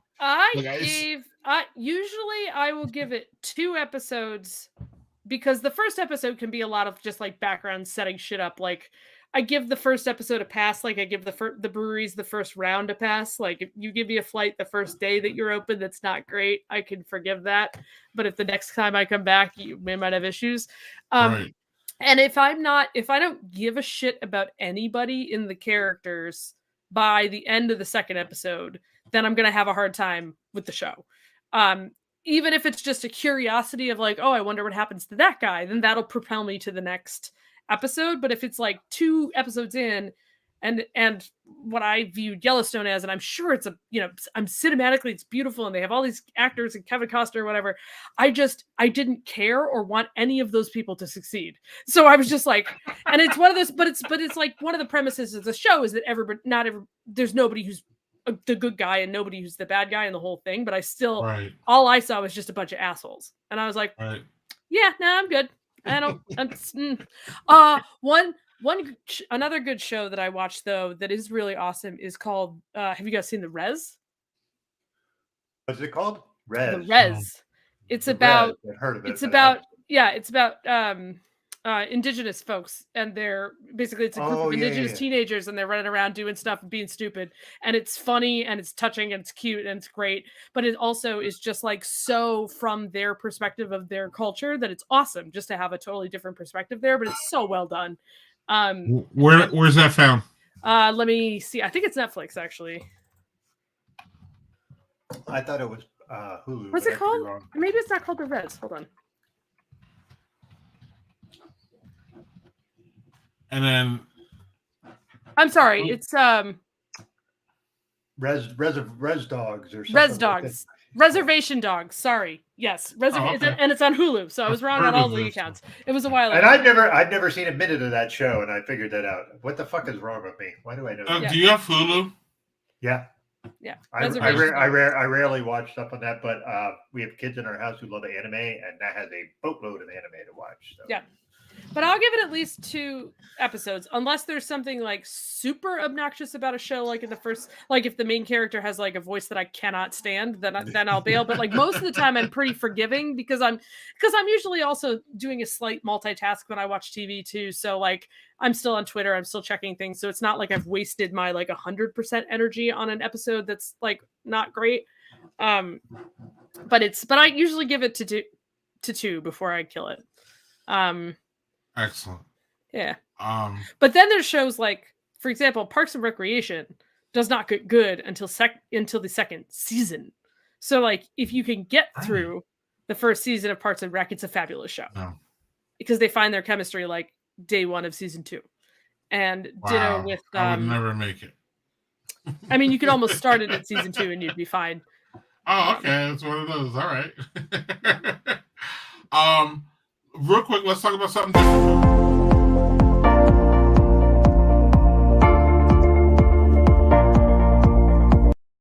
Doug, this is a repeat. What am I listening to? I'm still listening to, and I'm still fucking obsessed with Twitter Spaces. With what? I'm sorry, say Twitter Spaces. I run one on Thursday, but the rest of the week I am on it. The second I get off of here, I'll probably be checking what the hell's going on. 2 things. Number 1, It's really I don't know if this is my specific thing or not, but as far I'm a fan of the Cleveland Browns, Carla, and we for some reason I don't know if it's just the Browns. It really feels like it is. We're just obsessed. We've had a crazy couple weeks with this whole Deshaun Watson thing and the debate of it. We are not a complete monolith. In fact, again, most of the people who like the Browns are from Ohio, so they're Ohio thinking people. So that kind of lends it to a whole different span of just wild thoughts. But so with the whole Deshaun Watson thing, they've had this thing called Browns After Dark, and these motherfuckers go till 4 a.m. They're on the East Coast talking about the Browns, having all kinds of, and I don't know if y'all been on Twitter Spaces, but it comes off like a radio show without the commercials. So then people call in, and there's different things and all that. But what's another fascinating angle, not only the Browns thing, I can wake up in the morning as a Browns space. I can go right now. They're probably on there now. It's just great because I can just tune in. And it's just like, I believe it's like terrestrial radio without the bullshit, without the commercials, without the 2 minutes of, talk. And then all of a sudden you got 5 minutes commercials. It's just really great. And you get a different span. Another angle is, man, I never knew that this underbelly of Black people in America against Black people from literally Africa. And there is this synergy or not of like reparations and who should ask for them and why there's a segment of Black people in America who resent the immigrants of African nations. And I'm just like, what the fuck is this?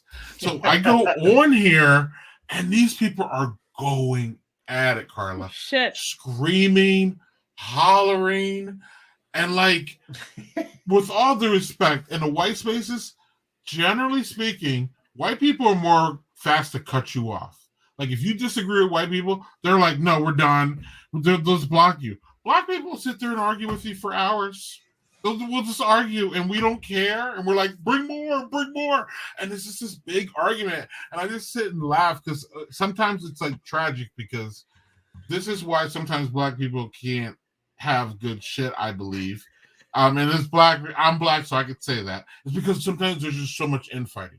And I don't think a lot of white people understand or agree or see this aspect of it. Go on Twitter Spaces.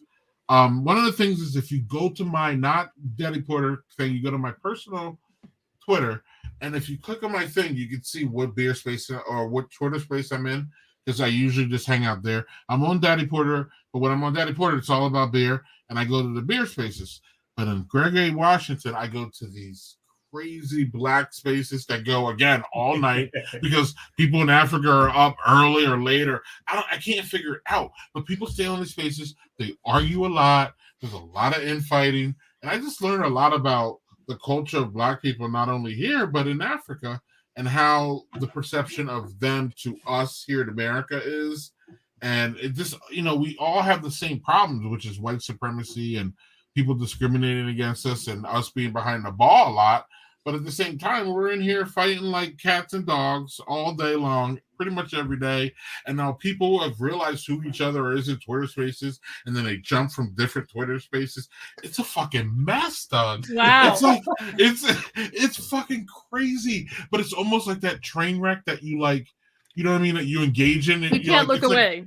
You can't look away. And we have shows that like are like that where it's like, damn, this show's a train wreck. Ozark is one of them. It's like, I can't stop watching this. It's fucking crazy. It's kind of the same with Twitter Spaces. And I'm telling you, I cannot recommend it enough. I know people had the same, I know our boy Casey had the same feeling about Clubhouse. And not everybody can get into Clubhouse because it's still invite only. But Twitter Spaces, I think it's like a wild Clubhouse. Check it out if you're if you're in the radio and listening to people. Twitter Spaces is your shit. You just have to find out what ones they are. There's limitations on desktop, though. Doug and I found that out. You can't speak on desktop, but I'm mostly a lurker. The only time I've ever spoken on Twitter Spaces is the one that Carla and I do. I don't speak on them. I just lurk and listen and jump from each one.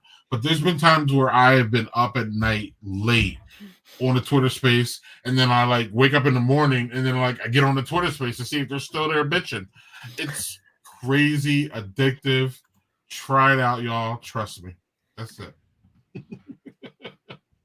It's out of control. It really is. Like, if you think Twitter's crazy, the Spaces take it to another level. Absolutely. Right. Well, people fight because things are not fair. Fight, right. And they're never going to be, Aaron. I'm sorry, Carla, you have something to say, or you have something you're listening to? The only thing I wanted to say is that I'm not listening to as much because I'm not commuting anymore. I used to listen to podcasts on my commute. But I listened to a couple of podcasts that, just, if you guys aren't aware of them, they're quite funny. Again, like some of the media that I seek is just to stop thinking about everything else for like 5 minutes, especially during the pandemic. And one of them is How Did This Get Made, which is a podcast where they rip apart like terrible, shitty movies and basically just have a ball. It's like Jason what's his name? Jack Galifianakis. No, it's not Zach Galifianakis. It's Jason, somebody else. He's been on Brooklyn Nine-Nine. He was like the crazy guy in Brooklyn Nine-Nine. Oh, yeah. But the three of them just pick apart these movies in ways that are absolutely hilarious, because they basically watch these, not just like, it's not like a blockbuster movie. It's like the weirdest movie they can possibly find, and then they talk about it, but they just crack me up, and I don't understand why. And the other one that is, I'll just warn everybody for, sensitive, yes, Jason Mantzoukas. Yes, that's who it was, Dan. And I don't know how to spell it, but it's Jason Mantzoukas, and he's awesome. And the other one that I've been listening to, which is not for the faint of heart, is My Dad Wrote a Porno. Have you heard of this podcast? Yes, I have suggested this to countless people. Okay. My wife and I actually went to a live show of theirs in Oh my New York God, that's City so before funny. the pandemic. So the premise of it was that, mentioned last week on the stream. Oh, it was. Okay. All right. But so no, I won't bring it berate back it, though. but what Let's it hear it. is essentially, the premise is, or at least what it's purported to be, is that this guy figured out that his father's been writing smut of various types, these little books of pornography, and they read them out loud and react to them. And it's horrible. If you've ever been on the subreddit, Men What Writing Women, where it's men who describe women's bodies in ways that are like physically impossible and absolutely absurd, like she bounded boobily down the stairs. That's how it's written. And it's amazing, because it just, again, there's very few things that make me like legitimately laugh out loud, and their reactions to this writing is absolutely laugh out loud. However, highly recommend, do not put this on your car on the Bluetooth speaker, so that it's like a phone call where it's like broadcasting in your car, and then pull up into a gas station and keep your car on while you're pumping the gas, because when you go outside, you can definitely hear everything they're talking about, and it is not for little ears. So it's just just be careful. But it's again, just for laughter, for giggles, it's a treat. And then I used to listen a lot to what's the other one? Reply All, because it was just weird little techie things, which I enjoyed, but I haven't been listening to that one lately. And then I used to listen to a lot of audiobooks, which I also, without a commute, have not been doing as much at all. The pandemic has killed podcasts and audiobooks. Yeah, I mean, but they're coming back now, so I'm just gonna take where I left off. Doug is in the same boat too. He used to listen to more. Maybe he's getting back, and he can speak for himself. But yeah. Cool. I will say, just as a side note to My Dad Wrote a Porno, the very first episode, a friend of mine and dad blogger, Patrick Quinn, suggested it because one of his friends helped produce it. Oh.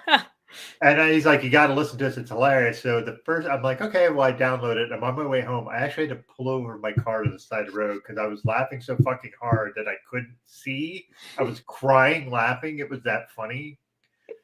And that's never happened to me ever before or since. No. That's just Same. how funny that shit is. Yeah. So yeah, I highly recommend that too. I highly recommend. And I don't know if that question about like what are you listening to has anything to do with music, but I also have not listened to any like new music in the last decade. So I'm still listening to the same things that I've been listening to the past 15 years. So if any, so Hurdle, the audio version of Wordle, where it's like name that tune with like 1 second, I can do it if it's a song that came out from like 2010 or earlier. I cannot do it when it's like anything that's come out recently. So like I hear those first couple notes and I'm like, yeah, no idea. I have no idea what that is. And it's like something new and I can't even like off the top of my head like tell you a new name. So I'm not listening to anything new. I can't recommend any albums to you other than everything that came out between literally 1987 and 2010. Like, so that is my entire music collection. Well, I'll jump in here quick before we get to the dog. My exception is I agree, Carl, within the past 3 months though. We got rid of Spotify. But before that, I was up on new music. We're getting back on Spotify, but that's another conversation for another time. Doug, you want to talk about what you're listening to? Yeah, so this is not me. Sorry, I actually opened up something there on my phone. But this is so my friend Jay and I do a podcast called Parental Advisory. And what we did was we interviewed a trans member of the Colorado House of Representatives. Oh, awesome. To talk about the Don't Say Gay bill, the criminalizing transition care in Texas. Brianna Titone was our guest, and she was great and just spoke very freely about growing up trans and not knowing it and trying to figure out their life and just that journey. And so, yeah, that was just released today. So this is... It's been funny because Jay and I have been kind of off and on again with this podcast because, just life got in the way of a lot of different things. So, but I was happy to do this. Our friend Chris Carlton jumped on with us to talk about it as a teacher. So it was a really great conversation. And we have that any streaming platform you want for podcasts, it's on there. So Greg's listened to a few of them, I think. But if you have a chance, that's awesome. Thank you. Yeah. I'm totally adding that. That's fantastic. You get to hear my dumb voice again, so can't lose that proposition. Carla, one of the better ones is when Doug the atheist talks to a pastor, right? Yeah, we talked to Aaron Softly, who is a pastor in the Carolinas, and we talked about the abortion issue. It was an excellent podcast. Awesome. And it's good, Carla, too, because we're used to the cable news screen fest where people, you know what I mean? Like people have, I like that because I want to see different ideologies and different people's views collide. I want to see what happens when people's views are tested.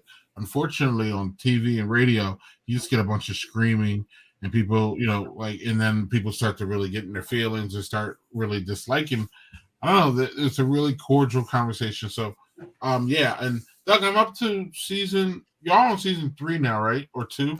Season 3, but we've had 20 episodes, and they're they range all over the place. It's not just sometimes we just talk about Marvel movies and shit. It just depends on what we figure out how to talk about. Awesome. Right. And if you have 22 episodes, I've listened to 18.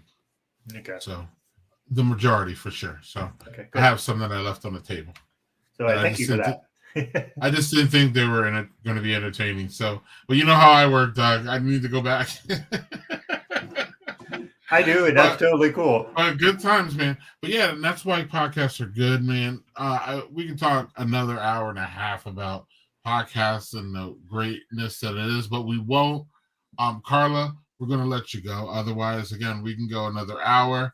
I will see you. We'll see you on Thursday. But is there anything that you wanted to say, you missed, you wanted to wrap up, you want to plug? We got Beer and Weed magazine at the bottom there. I'm really appreciate that. I'm really interested in that. Go get a script, man. Yeah, I'm interested. Yeah. That's dope. It's a bunch of fun. Yeah, I mean, we didn't really talk about the NA beer much, but like, if anybody wants to chat with me on Twitter about the pros and cons of NA beer and why people might want to actually drink that, totally down for that conversation. The thing that I thought was funny, and I brought that up on the spaces last night, is that 6 months ago, or no, not even 6 months ago, 4 months ago in January, I was saying, oh, I'm so excited that there are that many, NA beer, choices available that are good. And everybody was like, I don't know why you would ever drink NA beer, blah, blah, blah, blah. And then the Guinness 0.0 came out.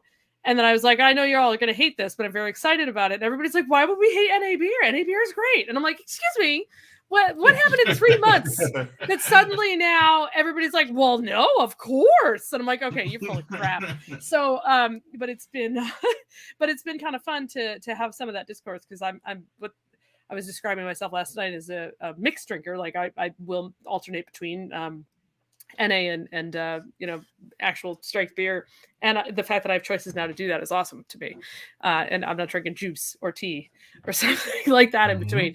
But just in general, if anybody's coming up, in general at all, if you're coming up to Maine for any kind of beer tourism this summer, please hit me up on Twitter, and I will either give you recommendations or we can hang out and have a beer. Like, anytime people come through my state and don't tell me that they're coming, I get really mad. So like, to please tell me you're coming, and I'll at least get you hooked up with a cool beer or two, and it can help you out on your trip, even if you don't want to see me in person. So just as an FYI, I've been known to do that. I know you gotta not do that.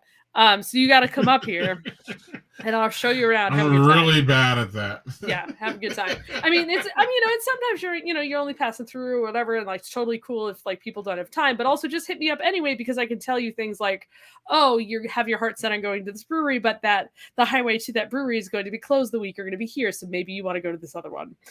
So like, stuff like that. We the locals know what's going on, and I'm kind of pretty plugged into what's going on in the beer scene here. So just total invitation to anybody coming through. Just hit me up on Twitter, and I'll help you out there. But I hope that people come to Maine, this summer. I hope that we can get to a place where everybody feels safe to do that. Because, a big part of our state is welcoming other people in and having a good time with them while they're here. We are vacation land is one of our 8 mottos. We have like 10 mottos, but that's one of our mottos is that we're vacation land. I like that they changed the sign to welcome home when you cross over the border now, which is cool. So, but just an open invitation for that, and thanks again for the invitation to come on and again just chat my brains out, and I can talk all day. So. Right, and actually, this is your first appearance on Brothers and Booze, but it won't be the last. I can guarantee all that. And I will talk to you. You have a great summer. And hopefully it's a COVID-free summer. For everybody. That goes for everybody, by the way. I got OG COVID, so I'm considering that my 4th shot for now. We'll see how we go there. I got COVID in March 2020, so that was exciting. Jeez, you got it early. OG right COVID. out of the gate. Yep, because basically I work at an international company, and they brought it back from a conference in Germany, and it ripped through our office, and I was one of the, and when they sent us home, I was like, oh, I have a little cough. It's not the thing though. And then I lost my sense of taste and smell, and then that was right when they were figuring out that was a symptom. And I went on Twitter and I was like, oh, I can't really taste this salsa. I don't know what's wrong with it. And they're like, you have the thing, and I'm like, oh no. Right. So, but you had COVID before it was cool. I had COVID before they would test me, which was really obnoxious, because they were like, are you a nurse? And I'm like, no. Do you live in an old folks home? No. Do you live with somebody who's immunocompromised? No. And they're like, well, good luck. And I was like, okay, I guess. But yeah, March of 2020 is when I ended up with COVID. So I got that straight out of the way. Just wanted to get it over with. Episode 1 sucked, and then yeah. Darn.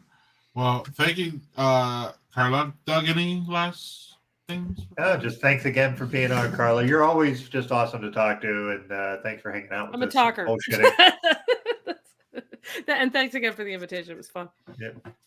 Thanks, Carla. Talk to you on Thursday or in post-production if you stick around. Yep. Right. But thank you. Thank you. Thanks. What's going on, Doug? Damn, we didn't ask Carla for her review, but we know she's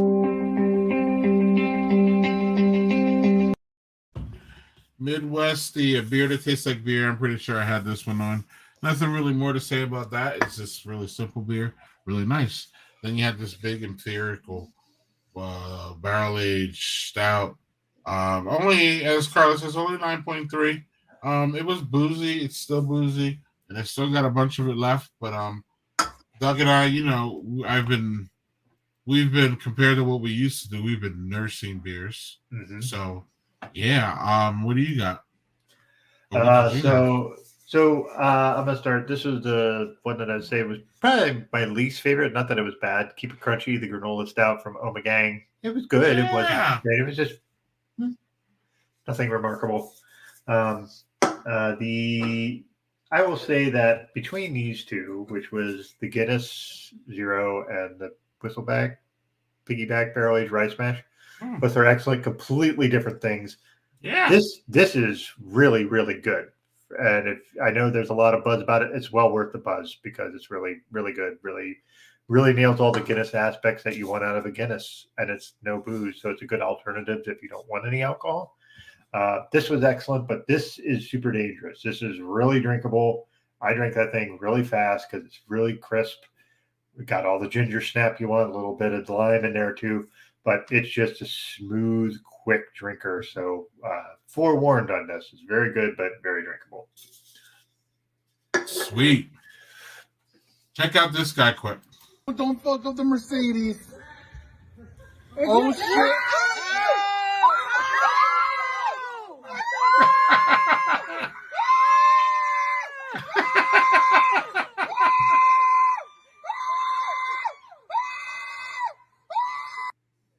Jesus. One, how the fuck did he open a door like that? Like he knew what he was doing. They're so fucking around, man. No, and that person like screeching, like it worked, but like were they genuinely scared or were they doing that to scare the bear off? Either way, it worked. Either way, it worked. Yeah. So real quick here, let's go some comments here because we were gabbing away. Jerry says, "No, that's a conversation about reparations from the United States government that deals with the lineage of American slavery, not just skin color or melatonin." Yes, sir, and that's part of these spaces, Jerry. Look for Google. I'm sorry, not Google. Twitter FDA.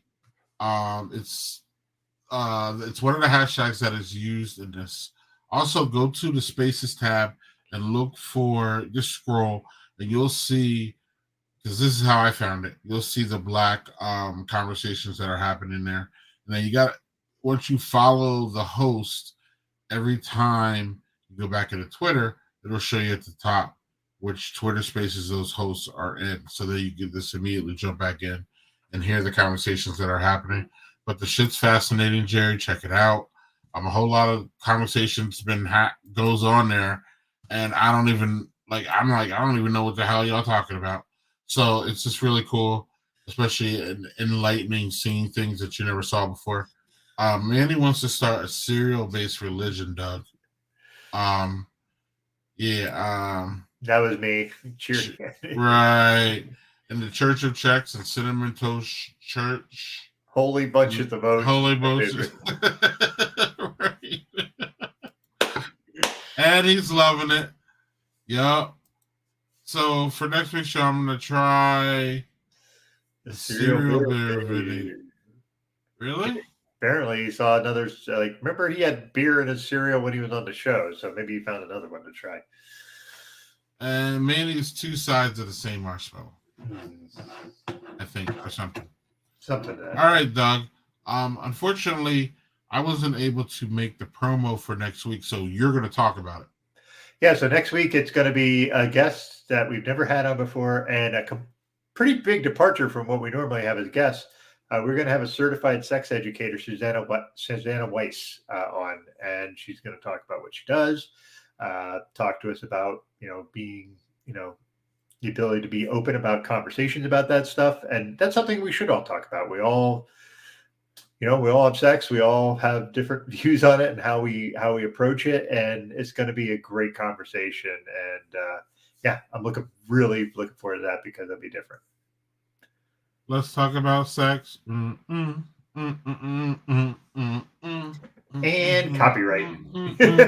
Right.